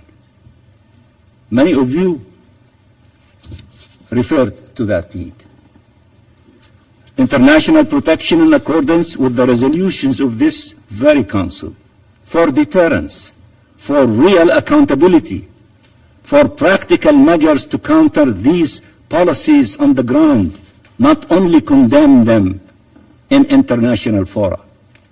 And while countries are taking measures, as I said, they are no match to the Israeli grave breaches, nor are they dissuasive in nature. Only when it is too late will the world again realize that the cost of inaction far exceeds the burden of resolute action. In the West Bank, this attack against the Palestinian people includes an attack against the Palestinian Authority, whose role is essential in preserving Palestinian presence in the land. Through the theft of our financial resources, which many of you refer to the attack against our institutions, which many of you refer to, Israel is seeking the collapse of the PA in the hope that this would precipitate the transfer of Palestinians outside of Palestine, displacement. Madam President, throughout the occupied Palestinian territory, annexation is underway. It's not an idea. It's underway. Brutally and relentlessly. Palestinians have now been confined to 30% of the Gaza Strip, 40% of the West Bank, and 13% of East Jerusalem. This is by design. Through decades of policies aimed at emptying the land of its people, displacing and replacing them. These last few years saw a dramatic acceleration of these policies that have yet to be met with an appropriate response able to put an end to them. There is some action. We need more and more and more until this illegal occupation to yield to the international law and the position of the Security Council and its resolutions. In Gaza, Israel's response to the agreement reached over disarmament and full Israeli withdrawal from Gaza was not to welcome it, but to reject it and to continue its bombardments against the Palestinian population. The Comprehensive Peace Plan and the New York Declaration rely on key principles: no occupation, no annexation, and no displacement. This is what the two plans have in common.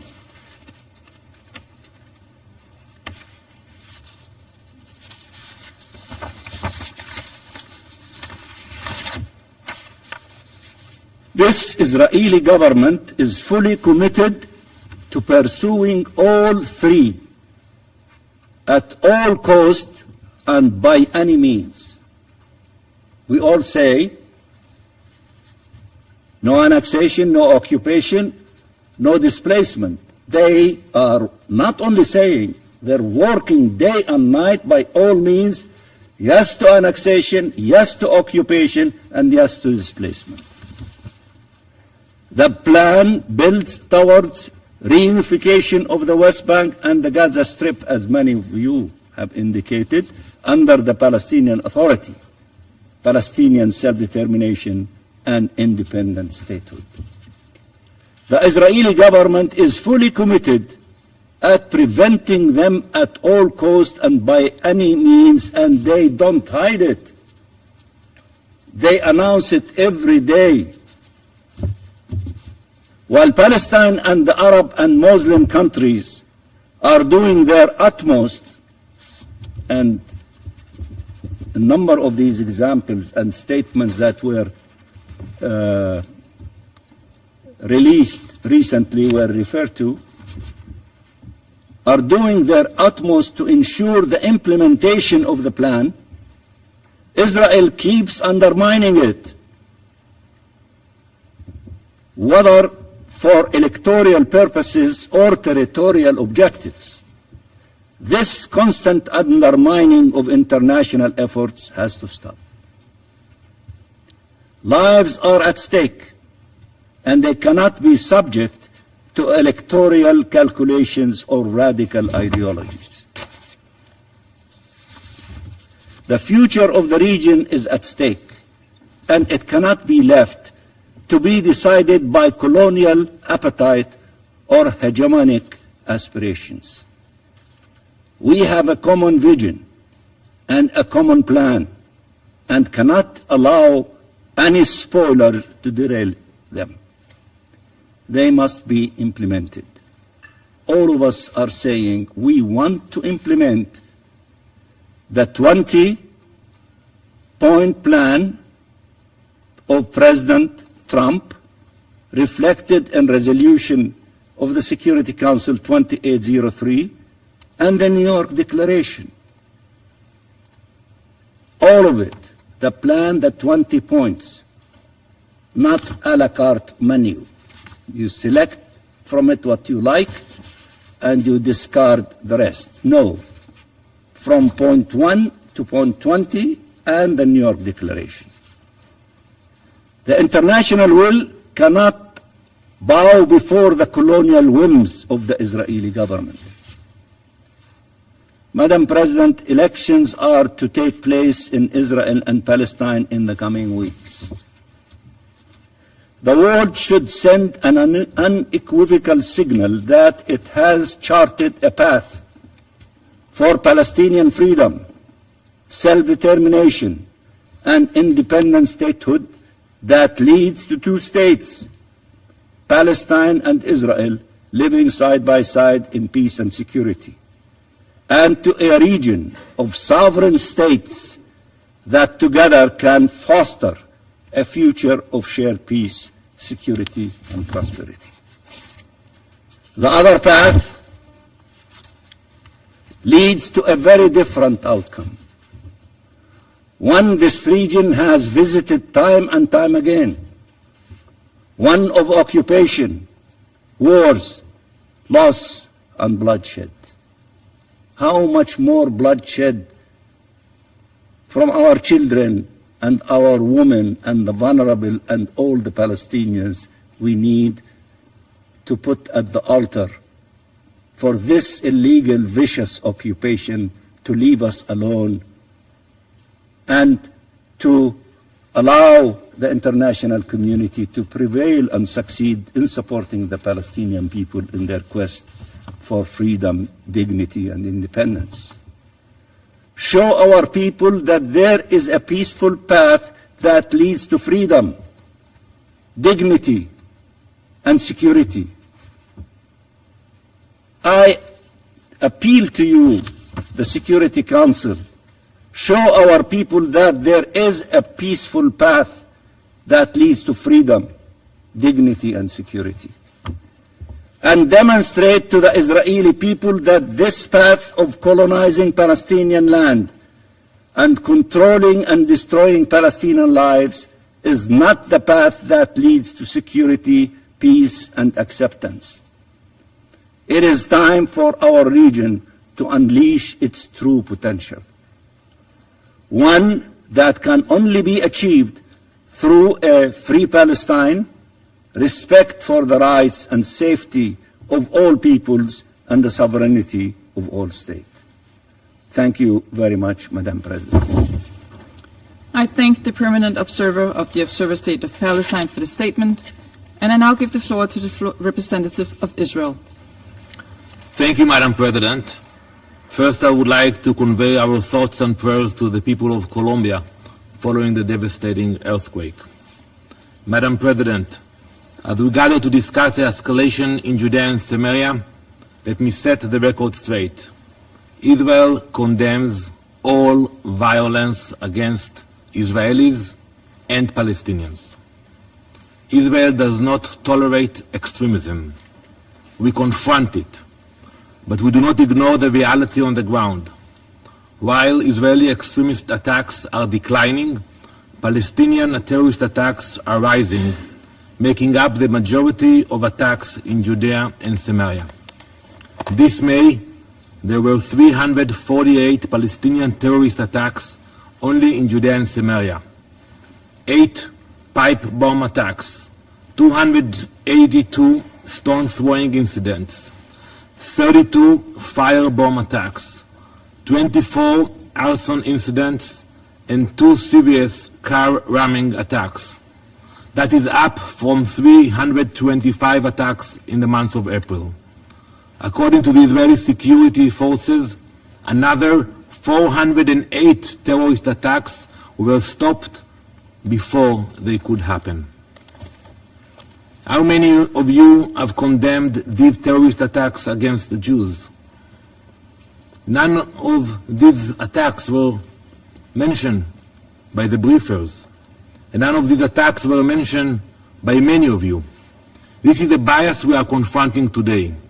This council is focusing on one side of the violence while ignoring the other. Madam President, Israel is combating extremist violence in all its forms. When it comes to Israeli extremism, we are expanding our presence on the ground in Judea and Samaria. Israel's comprehensive framework has led to increased enforcement against Jewish extremism. Those efforts have been successful. Through the first quarter of 2026, we opened 354 investigations, filed 20 indictments, and arrested 35 extremists. In its efforts to prevent Palestinian terrorism, our security forces are working every day to dismantle terror networks and prevent attacks before they reach Israeli civilians. We are finding a growing threat. Iranian weapons, funding, and training are flowing into Judea and Samaria, alongside efforts by Hamas to establish new terrorist infrastructure. Madam President, the Palestinian Authority is supposed to help us to mitigate this problem, to fight terrorism, but instead they continue to fall short of that responsibility. Even after presidential decree for Mahmoud Abbas, the U.S. State Department informed Congress that the PA continued pay for slay. Through 2025, they distributed about $200 million to terrorists and their families. We still see incitement to violence promoted in their communities. This doesn't stabilize the region, it fuels the violence. Madam President, this terrorism does not just threaten communities in Judea and Samaria. You know the proximity. It's being exported throughout the state of Israel. The danger is present, the violence is endless, and the victims are real. A few months ago, a Palestinian terrorist infiltrated Israel from the village of Kabatia. It's a village near Jenin in the northern Samaria. He drove from Kabatia to Bet Sha'an, an Israeli city 25 miles away. He rammed his car into Shimshon Mordechai, who was killed standing on the side of the road. Then he hit and injured a 16-year-old boy in a nearby town. The terrorist kept driving to the entrance of a kibbutz and Harod, where he rammed into Aviv Maor. She was waiting for her parents to pick her up from the bus stop. After he rammed into her, he stabbed her until she died. Aviv was only 18. She loved nature and animals. She was passionate about horseback riding and photography. That was not it. He continued driving. He kept going. He found one more victim at the entrance to the city of Afula. When the terrorist couldn't run the man down in his car, he smashed his head with a rock. A 50-minute rampage of terror until he was neutralized. Let me ask this council, why wasn't there a special session after that incident? What about the shootings at bus stops in Jerusalem and other events? Madam President, this reality reflects a double standard that we must address today.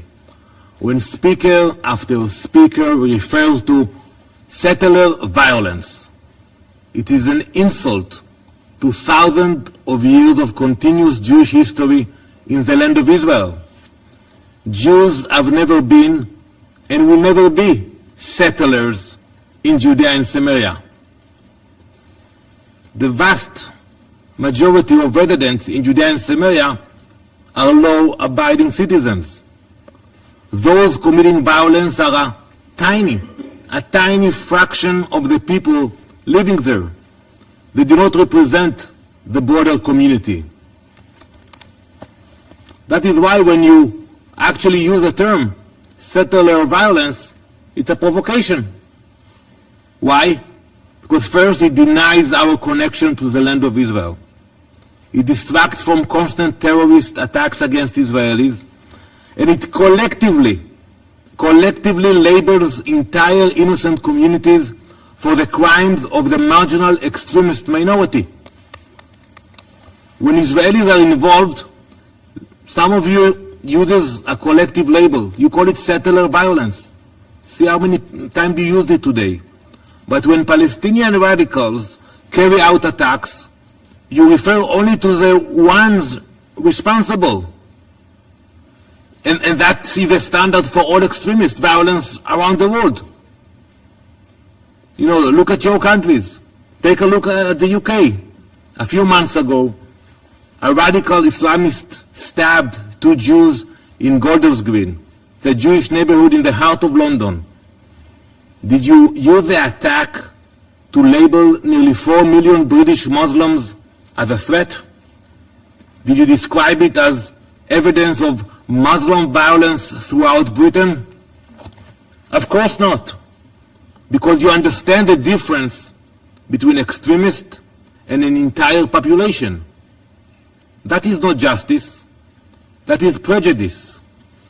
Yet that is exactly the standard being applied to the Jewish communities in Judea and Samaria today. 500,000 Jews. So when you say settler violence, what do you mean? That 500,000 Jews are terrorists? Support terrorism? Madam President, while Palestinian terrorists seek to drive Israelis from their homes, some voices in this council speak as though Jews have no right to live in Judea and Samaria. That is not true. We are not occupier, we are not settler. Our right to live in our land is based on our historical connection to it. It is described in the Torah, the Old Testament, and even the Quran mention the connection of Jews to the land. This past week, Jews around the world read this verse from the Torah. I will read it first in Hebrew. כי אתם עוברים את הירדן לבוא לרשת את הארץ אשר אדוני אלוהיכם נותן לכם וירשתם אותה וישבתם בה. And in English, you are crossing the Jordan River to inherit the land which God is giving you. You will inherit it and dwell in it. Judea and Samaria is where our story in the land of Israel began.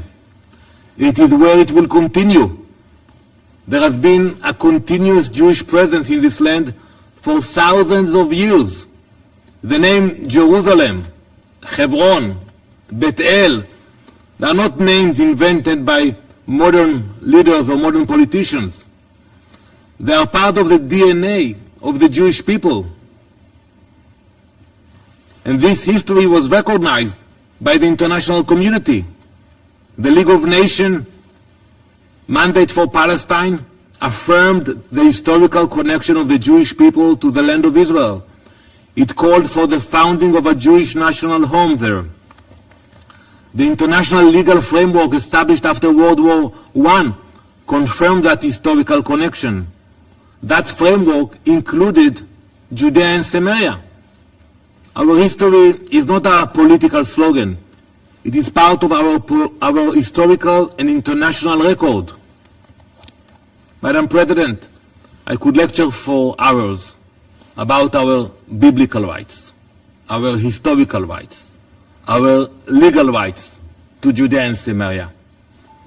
But if we want to be practical today, and if this Council is serious about bringing security and stability to the region, it must understand a simple truth.